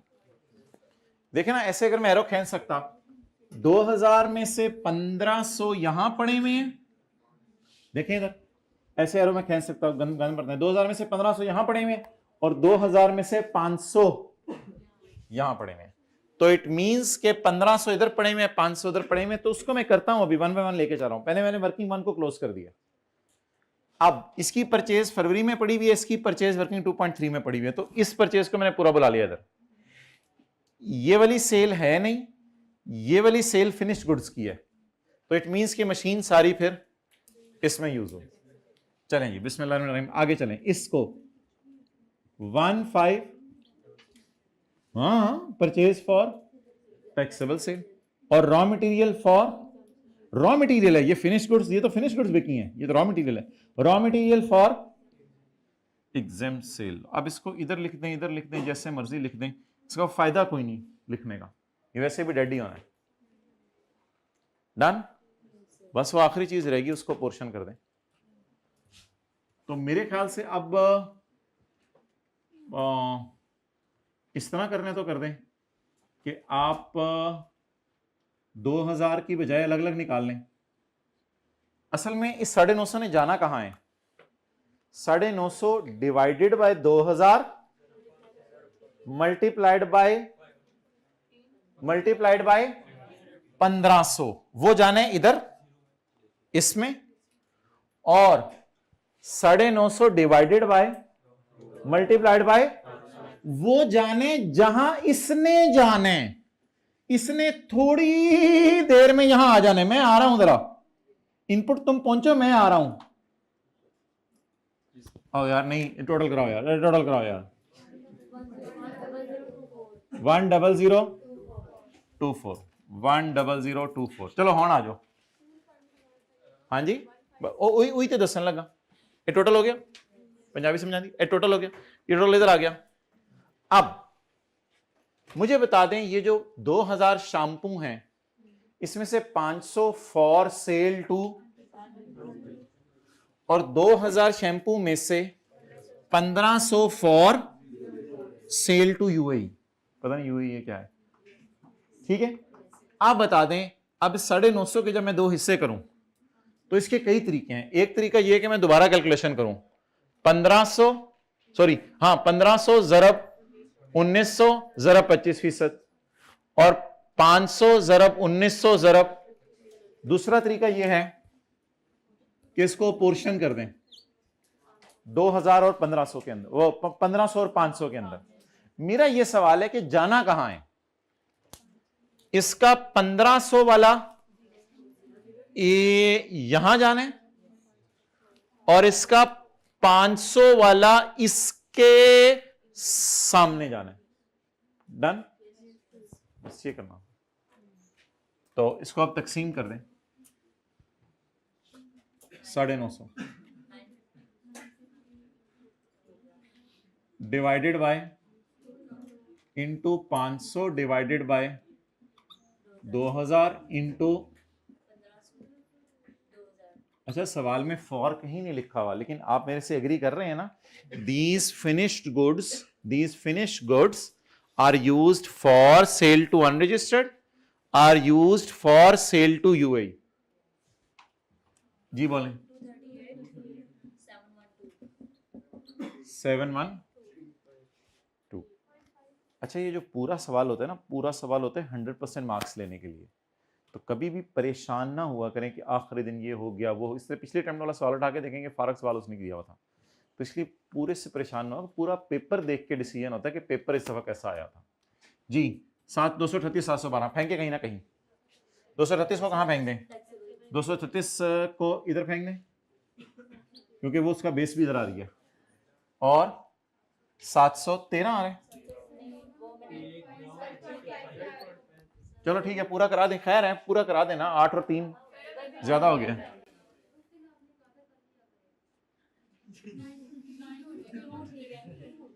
कर सकते हैं, कर लिया करें, मस्त कर लिया करें। 712 जी बोले। 712 कहाँ फेंको? इधर लिखें, इधर लिखें, वो आपकी मर्जी। तो बज़ाहिर इस सवाल में अब पोर्शनमेंट की जरूरत नहीं थी। जीरो रेट सेल निकाल दें। 3 4। अब टोटल्स की जरूरत नहीं है।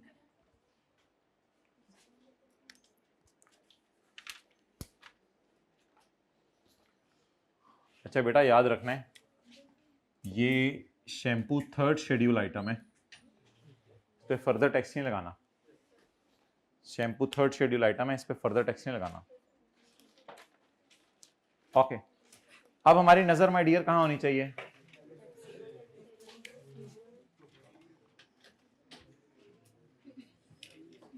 बस यहां पे सेल टू, उसमें 4 लगाना नहीं लगाना वो अलग बहस है।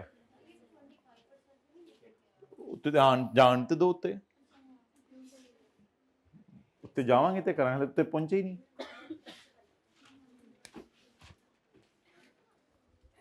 मिसाल दे रहा हूं, यानी कि अभी आप पाकिस्तान में एहराम बांध रहे हैं और उधर अभी तो नहीं, तवाफ का भी दूसरा लेते तो पहुंचे ही नहीं। मिसाल दे रहा हूं। पेपर में दूसरा सवाल कौन सा है? अभी तो घर से चले हैं। अच्छा, नेक्स्ट आप बता दें माय डियर, कोई सेल पूरे सवाल में ऐसी जिसका इंपोर्ट एंड सेल का लफ्ज लिखा हुआ था, किताब में 25% पे जाना है। इंपोर्ट एंड सेल, कोई ऐसी इंपोर्ट एंड सेल बताएं, कोई ऐसी सेल 25% वाली। सेल ऑफ ये शैम्पू नहीं, ये 25% नहीं है, ये तो एक्सपोर्ट हो गया। एक्सपोर्ट हो गया तो फायदा हो गया। ये कौन सी है? Zero rate. Import and sale इसकी कितने परसेंट पे जानी है? तो इंपोर्ट इधर चलेगी 25% पे, और अब क्या जानी है इसकी? सेल। तो ब्रैकेट में छोटा सा विषय यहां 25% लिख दीजिएगा, वो कोई मसला नहीं। अब करना क्या है, बस आसान सा काम है। 10024 पे नजर रखें। आउटपुट जी 100 माइनस 950 इंटू 18% और फिर 950 इंटू, मेरे पास जगह नहीं थी वरना मैंने आगे ब्रैकेट में सारा करना था। तो जैसे वो सेपरेट ब्लॉक नहीं होता यार, वही है ना, और क्या सेपरेट ब्लॉक में भी तो यही होता है, माइनस कर दो इसको 950 को, फिर माइनस करके सेपरेट ब्लॉक लगा दो, तो सेपरेट ब्लॉक। और अगर परचेजेस के अंदर कोई 25% वाली परचेज पड़ी होती तो भी वही करते, परचेजेस में यहां से माइनस करके यहीं पे लग 25% लगा देते। ओके बोलें जी, इंटू 25%, सॉरी इसमें मैं भी कौन सारे घूर क्यों रहे हैं, सॉरी। हाँ जी बोलें, 1871। चलें जी आगे, लेस इनपुट। नहीं इधर भी कुछ साइंस होगी लोअर ऑफ में, वो कुछ हो रहा है इधर, और नहीं हो रहा ना, तो इजी मार्क्स नहीं होगा जी। एक्चुअल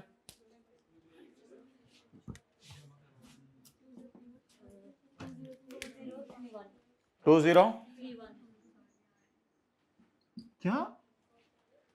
क्या समझ नहीं आ रही, सिर्फ पूछे ना, क्या समझ नहीं आ रही। देखें,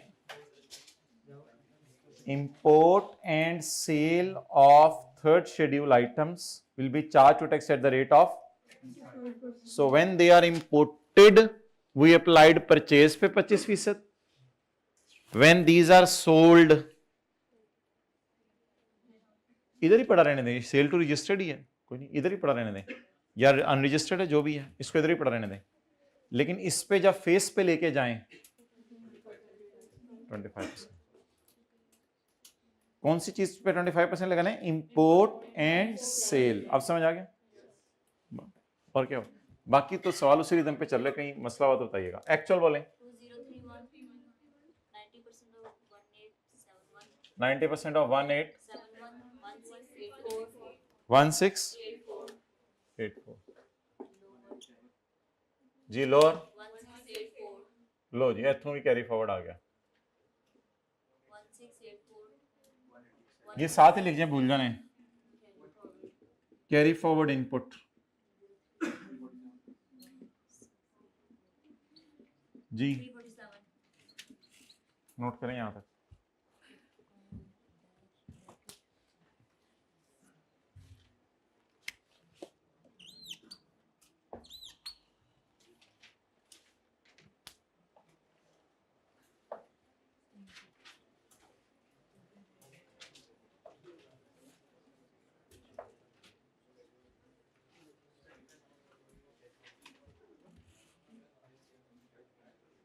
अच्छा रिलैक्स करें थोड़ा सा। परचेज कहां गई है,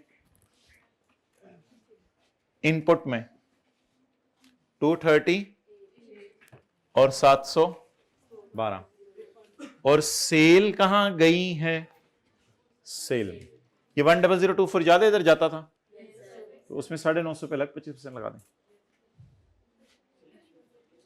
चलें,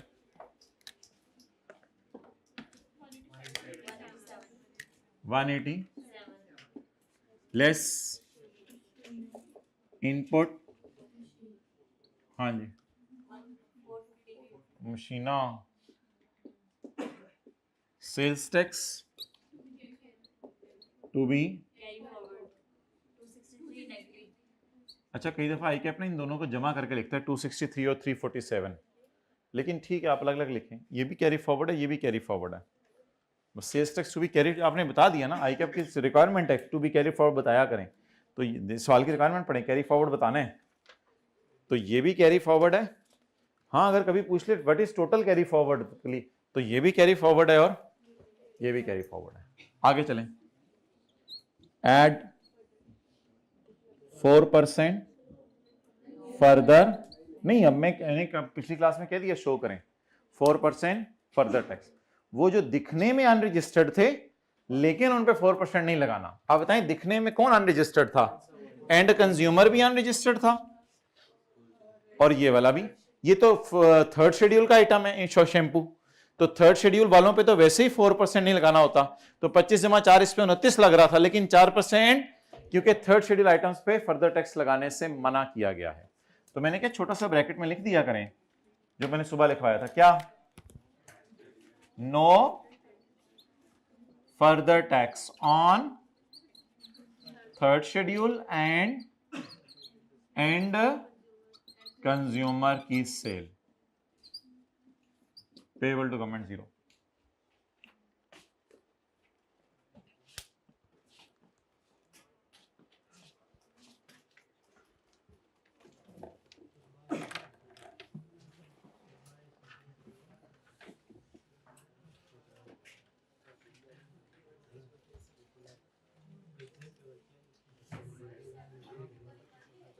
हाँ जी, अच्छा हो, 0 रेट वाला रिफंड रह गया, वो लिख दें। 0 रेट वाला रिफंड कितने, रिफंड 0 वाला 7।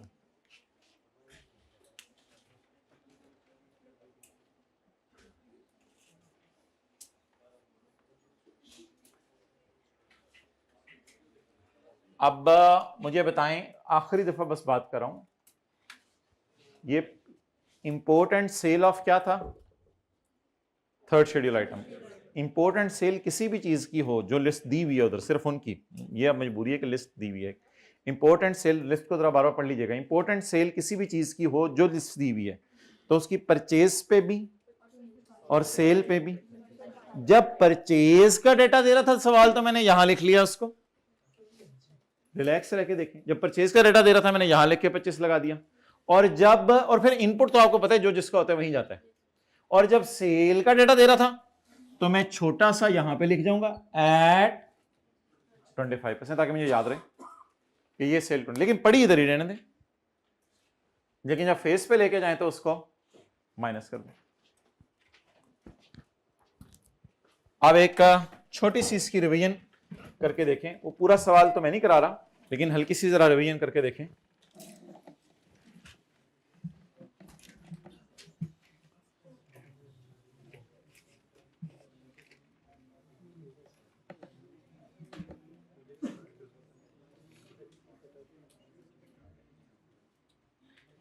ये देखें पेज नंबर 552,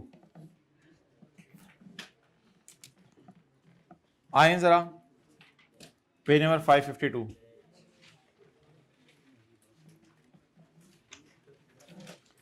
अब देखें सवाल में मैंने जिस तरह लास्ट टाइम बच्चों को करवाया था वो आपको जरा दिखा रहा हूं। यार ये सवाल वही है जो हमने सुबह किया है केटी वाला, लेकिन इसमें ये आखिरी पैरा मैंने उड़ा दिया हुआ था क्योंकि इस तरह का सवाल मैंने आपको करवा दिया है, तो पूरा सवाल नहीं करना मैंने, बस एक बात बतानी है। All above figures the sales tax is chargeable eight,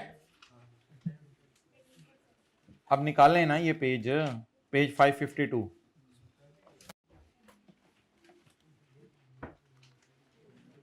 accept taxable goods purchase from registered person 30 million which are chargeable at the rate of, तो क्या करना था, जल्दी बताएं, वर्किंग वन में क्या करना था, परचेजेस कितनी है 180, इनमें से माइनस क्या कर देना था 30, और मुझे क्यों निकाला, ठहर जब बताता हूं, क्योंकि तेरे पे और बाकियों पे ये इधर अब उसने बताया नहीं कौन सी परचेज कौन सी सेल के लिए, तो मैं वर्किंग वन में लेके जा रहा हूं, जो भी जवाब आ जाए मुझे इससे कंसर्न नहीं है। मैंने आपको परचेज साइड इसकी समझा दी। सेल साइड पे क्या करना था, सेल साइड पे आपने मेरे ख्याल से सेल 200 ही लिखी रहने देनी थी, सेल में कोई मसला नहीं, सेल आपने 200 ही लिखी रहने देनी थी, लेकिन जब फेस आना था न्यूमेरिकल का, फेस आना था न्यूमेरिकल का, मुझे पता है ये 42 इस 200 में पड़ा हुआ है, लेकिन 200 पड़ा रहने दें इधर, ये 200 यहां जाता है ना, तो ये 200 इधर पड़ा रहने दें।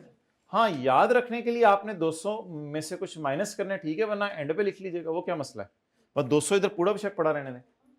अब 200 इधर पड़ा रहने दें, बताएं एंड पे क्या करेंगे, एंड पे जब आउटपुट निकालेंगे तो जो टोटल आएगा वर्किंग नंबर 3 का, उसे लिखेंगे यहां पे क्रॉस क्रॉस, और ये मतलब question mark -42 multiplied by plus,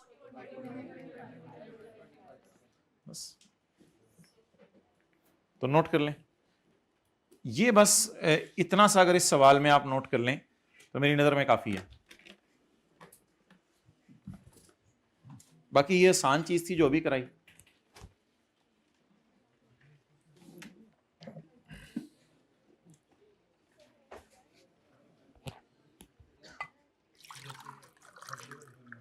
हाँ जी डियर,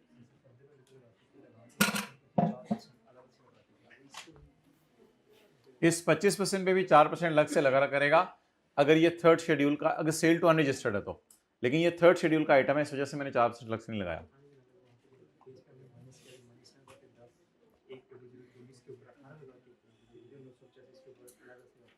लिख लो जरा, बाद में पूछना। नहीं इस तरह नहीं, ये नहीं नहीं नहीं, ये गलत तरीका है,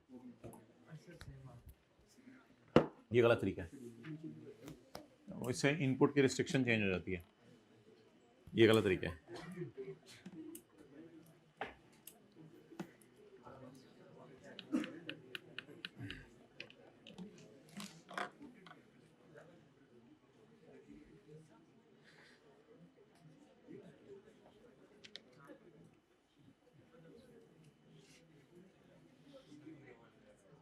अब सर के बाद इंशाल्लाह आधे घंटे के लिए आना है बस। ऑब्वियसली यार we have to close the things जी।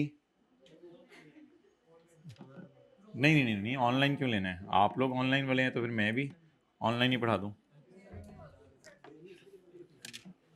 अच्छा जी,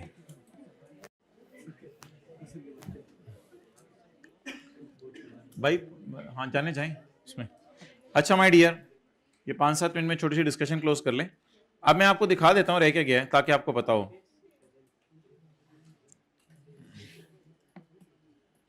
अच्छा हाँ, ये बड़े इंपॉर्टेंट है, ये जरा मैं आपको चीजें बता दूं।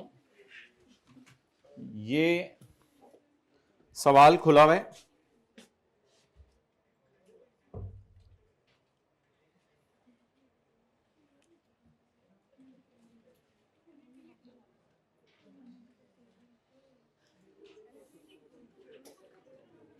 आउटपुट का नाम लिख लें टैक्स डेबिट और इनपुट का नाम लिख लें टैक्स क्रेडिट। दो नाम है, कभी आईकैप यूज कर सकता है। आउटपुट का, इनपुट तो आपको पता है ना टैक्स क्रेडिट होता है, तो आउटपुट का नाम आज लिख लें टैक्स डेबिट। इनपुट का नाम किसी को याद है क्या होता है? वो लिखा नहीं होता था input tax credit brought forward from previous month.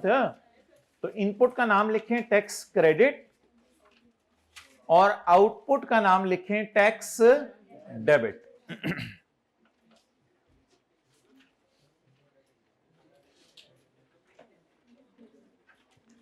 अच्छा, सप्लायर का वर्ड आमतौर पे कहां पे यूज होगा? परचेज के लिए, सेल के लिए? सेल के लिए। सप्लायर से चीजें खरीदी, सप्लायर को वापस की, हम तो नहीं सप्लायर, अगला बंदा सप्लायर होता है ना। तो सप्लायर से चीजें खरीदी मींस परचेज, मैंने सप्लायर को पेमेंट की, परचेज, और कस्टमर का लफ्ज आमतौर पे सेल के लिए यूज होता है।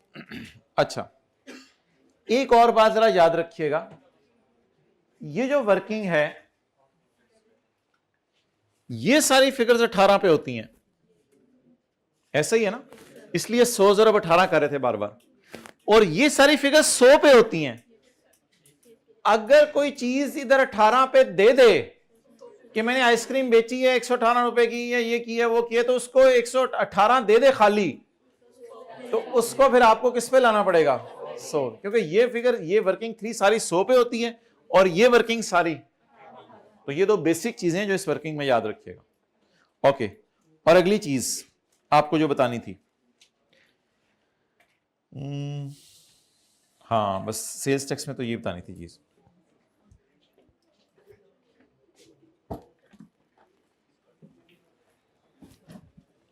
ओके,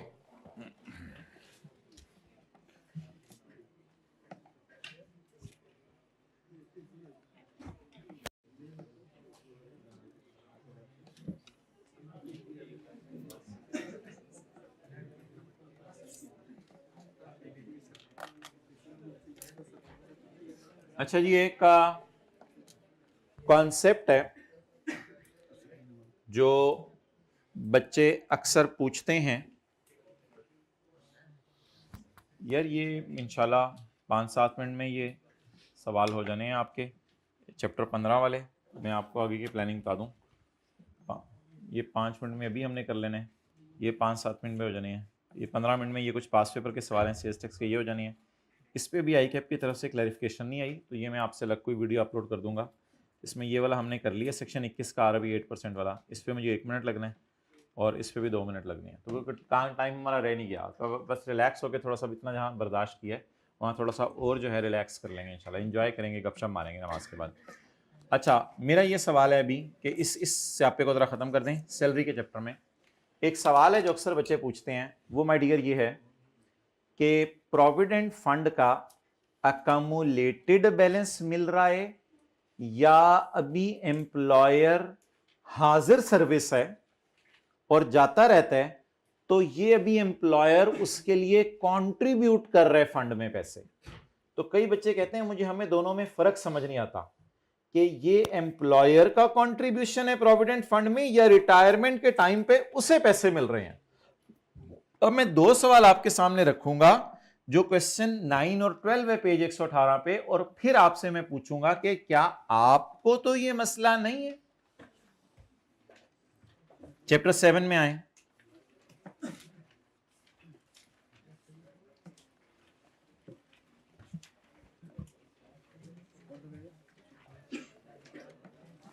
अच्छा पहले मेरा कॉन्सेप्ट समझ ले मैं क्या कहना चाह रहा हूं। पेज नंबर 114, 1 मिनट, 114, पहले कॉन्सेप्ट समझ ले मैं कहना क्या चाह रहा हूं। बच्चे कई कहते हैं कि हमें यह समझ नहीं आता, इधर देखें सारे आज,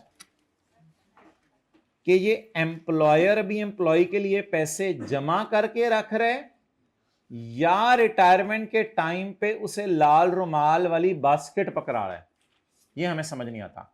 तो याद रखिएगा इनके साथ लिखा होगा एम्प्लॉयर कंट्रीब्यूशन या इंटरेस्ट क्रेडिटेड। वो भी दिखा देता हूं, इंटरेस्ट जो क्रेडिट हो रहा है, मिल नहीं रहा, क्रेडिट हो रहा है, जमा हो रहा है अभी उसके लिए। और इसके लिए कोई लफ्ज आएंगे पेपर में, रिसीव, इसके लिए जो सबसे बड़ा लफ्ज होगा ना वो होगा रिटायर्ड, रिजाइंड, रिमूव्ड, उस नौकरी से जा रहा है, सबसे बड़ा लफ्ज सवाल में ये होगा इसके लिए। लेकिन ये लफ्ज काफी नहीं होगा क्योंकि रिटायरमेंट के साल में भी ये कंट्रीब्यूशन 2-3 महीने हो सकती है। तो रिटायरमेंट के सवाल में कहता है on final settlement at the time he was leaving the employer he received following amounts, he received following amounts। इसका रूल सुन लें, एम्प्लॉयर कंट्रीब्यूशन और इंटरेस्ट एम्प्लॉय, अच्छा अब रिकग्नाइज अनरिकग्नाइज अलग अलग है। रिकग्नाइज फंड में ये होता है कि ये सारी चीजें कुछ रिस्ट्रिक्शंस लगा के लंबा सा सवाल होता है और आपको आता है वो रिकग्नाइज्ड में, ये पता नहीं 1/3 और ये करते हैं और ये 10% करते हैं। रिकग्नाइज्ड में इनके साथ ये सलूक होता है हर साल, और रिटायरमेंट के वक्त फिर ये माफ हो जाता है क्योंकि पहले ही बहुत कुछ कर लिया। अनरिकग्नाइज में जब आप नौकरी में भी मौजूद हैं तो इनको इग्नोर करना है और आखिर में सारा एम्प्लॉयर कंट्रीब्यूशन और इंटरेस्ट इनकम में डाल देना है। एम्प्लॉय कंट्रीब्यूशन फिर भी इग्नोर करना है जो टोटल आपको मिल रहा होगा। तो टोटल में से या एम्प्लॉय कंट्रीब्यूशन माइनस कर दें रिटायरमेंट के वक्त, या एम्प्लॉयर प्लस इंटरेस्ट डाल दें, लेकिन ये सारा रिटायरमेंट के साल में डालना है। ये दोनों बातें समझ आ गई। ऐसा सवाल आईकेप को बनाना चाहिए, बहुत अरसे से उसने बनाया नहीं, कि 2 महीने हमारे साल भी नौकरी करे, फिर 2 महीने ये वाला फड्डा भी थोड़ा सा हो। और हमारे साल में हुआ था फड्डा, हमारे साल में यही हुआ था। ये देखें आखिरी साल हमने 2 पंगे लिए हैं, आखिरी साल देखिए हमने 2 पंगे लिए हैं, ये वाला पंगा भी लिया है और रिटायरमेंट के वक्त इसको माफ भी किया है। यानी दोनों पंगे होने चाहिए सवाल में, जिसको आप 9 मंथ से मल्टीप्लाई नहीं करते, 12 से गलती से कुछ लोगों ने मल्टीप्लाई कर दिया था। कोई याद आ रहा है किनसे बातें हो रही हैं? अच्छा अब मुझे बता दें ये 9,41,000 क्या है एग्जाम, अगर किससे मिले? रिकग्नाइज से, और अगर अनरिकग्नाइज से मिले तो 391 और 158 को जमा करेंगे। डन। अब जरा क्वेश्चन 9 पढ़ें। अंडर द प्रोविजन का compute taxable income under correct head of income, Hasrat has been working as director for many years. During tax year 2008, he received basic salary of 6 million SL also contributed 50,000 towards recognized provident fund. An equal amount was contributed by Hasrat. Interest income at the rate of 20% of accumulated balance of fund was credited to Hasrat account. क्या आपको लग रहा है during service की बात करें या retirement के वक्त ये घर लेके जा रहा है पैसे? जल्दी बताएं। एक्सीलेंट। अच्छा, बच्चे परेशान पता क्यों होते हैं? समझते हैं ये अकमुलेटेड बैलेंस इसको मिल गया। ओ पुत्र, मिला नहीं, वो कह रहे 3391 इंटरेस्ट क्रेडिट हुआ है इस बैलेंस में। अभी ये अगले सालों में बढ़ेगा बैलेंस। इसका मतलब ये नहीं है कि अकमुलेटेड बैलेंस इसको रिटायरमेंट के टाइम पे मिल रहा है। तो ये दोनों सवाल जरूर कीजिएगा आप लोग, ताकि दोनों में फर्क समझ आए। अगला सवाल मैंने कौन सा कहा? नहीं, 12 लिखा हुआ है उसमें। हाँ, सही लिखा हुआ है, पढ़ें। On 31 November doctor Jamal resign from his employment. नहीं, अभी रिजाइन में नहीं, रिजाइन में फिर 6 महीने हो सकता है उसकी वो एम्प्लॉयर कंट्रीब्यूशन भी हो, जैसे गाड़ी में नहीं हो सकता था कि 4 महीने गाड़ी दिए रखी तो 5 या 10% लगाएंगे और चौथे महीने के एंड पे गाड़ी इसको सेल कर दी। याद है एक सवाल आया था ऐसा, वो मैंने प्रैक्टिस में डाले हुए हैं, तो वो दोनों काम फिर किए थे। 6 महीने अगर 4 महीने गाड़ी दिए रखी, जुलाई अगस्त सितंबर अक्टूबर, तो गाड़ी की कॉस्ट जरब 10% जरब 6/12 4/12 करेंगे। और जब गाड़ी ट्रांसफर कर देगा उससे रिटायरमेंट के वक्त, तो गाड़ी की fair value minus amount paid by employee to employee. अब बताएं ये क्या हो रहा है इस सवाल में? रिजाइन करके जा रहा है।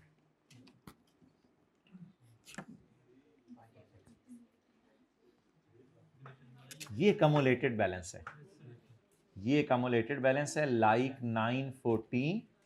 ये टोटली एग्जामिन करना है। Is it employer contribution? Is it employee contribution? Is it interest? No, it is received. शादी हो गई, आप जहेज मिल रहे हैं, आप कंट्रीब्यूशन नहीं है। अब लाल रुमाल वाला सीन है। अब इसके बास्केट के हाथ लगवाया जाएगा, भाई ये पैसे अब आपके यहाँ लेके जाएंगे। डन? ओके। अच्छा, आई होप कितने लोगों को ये जरा क्लैरिटी जरा आज पक्की हो गई है, क्लियर हो गया है। तो इन अल्फाज से परेशान नहीं होना। Credited to accumulated balance, this money is there in accumulated balance. Accumulated balance से लोग समझेंगे मिल गए हैं पैसे। Received accumulated balance, final settlement in accumulated balance, वो फिर और अल्फाज हैं। अच्छा, ये तो यार एक अलाउंस का लफ्ज़ है, पता नहीं बच्चे क्यों कहते हैं, रिवाइज करा दें। पेज नंबर 86 पर कि अलाउंस जो नॉट फॉर ऑफिशियल ड्यूटी है उसको इनकम में डाल लें। ऑफिशियल ड्यूटी वाला अगर पेज 86 ऑफिशियल ड्यूटी वाला अगर हर महीने हर वीक डेली मिल रहा है तो फिर उसको इनकम में डालना है। और अगर वन ऑफ टाइप है, लेकिन उसमें एक और रूल लिखवाया था कि अगर बिजनेस ट्रिप के लिए आपको 6 लाख दिया और आप लाख बचा के ले आए तो फिर वो लाख इनकम में डाल। ये तरह बेस सामने रख के फिर सवाल सॉल्व कीजिएगा। जाएंगे इंशाल्लाह 4:45 पे वापस आ जाएं। 4:40 पे आ जाएं, 4:45 तक फिर शुरू कर लेते हैं, ठीक है इंशाल्लाह। फिर 5:15 बजे आपको इंशाल्लाह 5:20 पे फारिग कर देंगे। आना है आपने जरूर।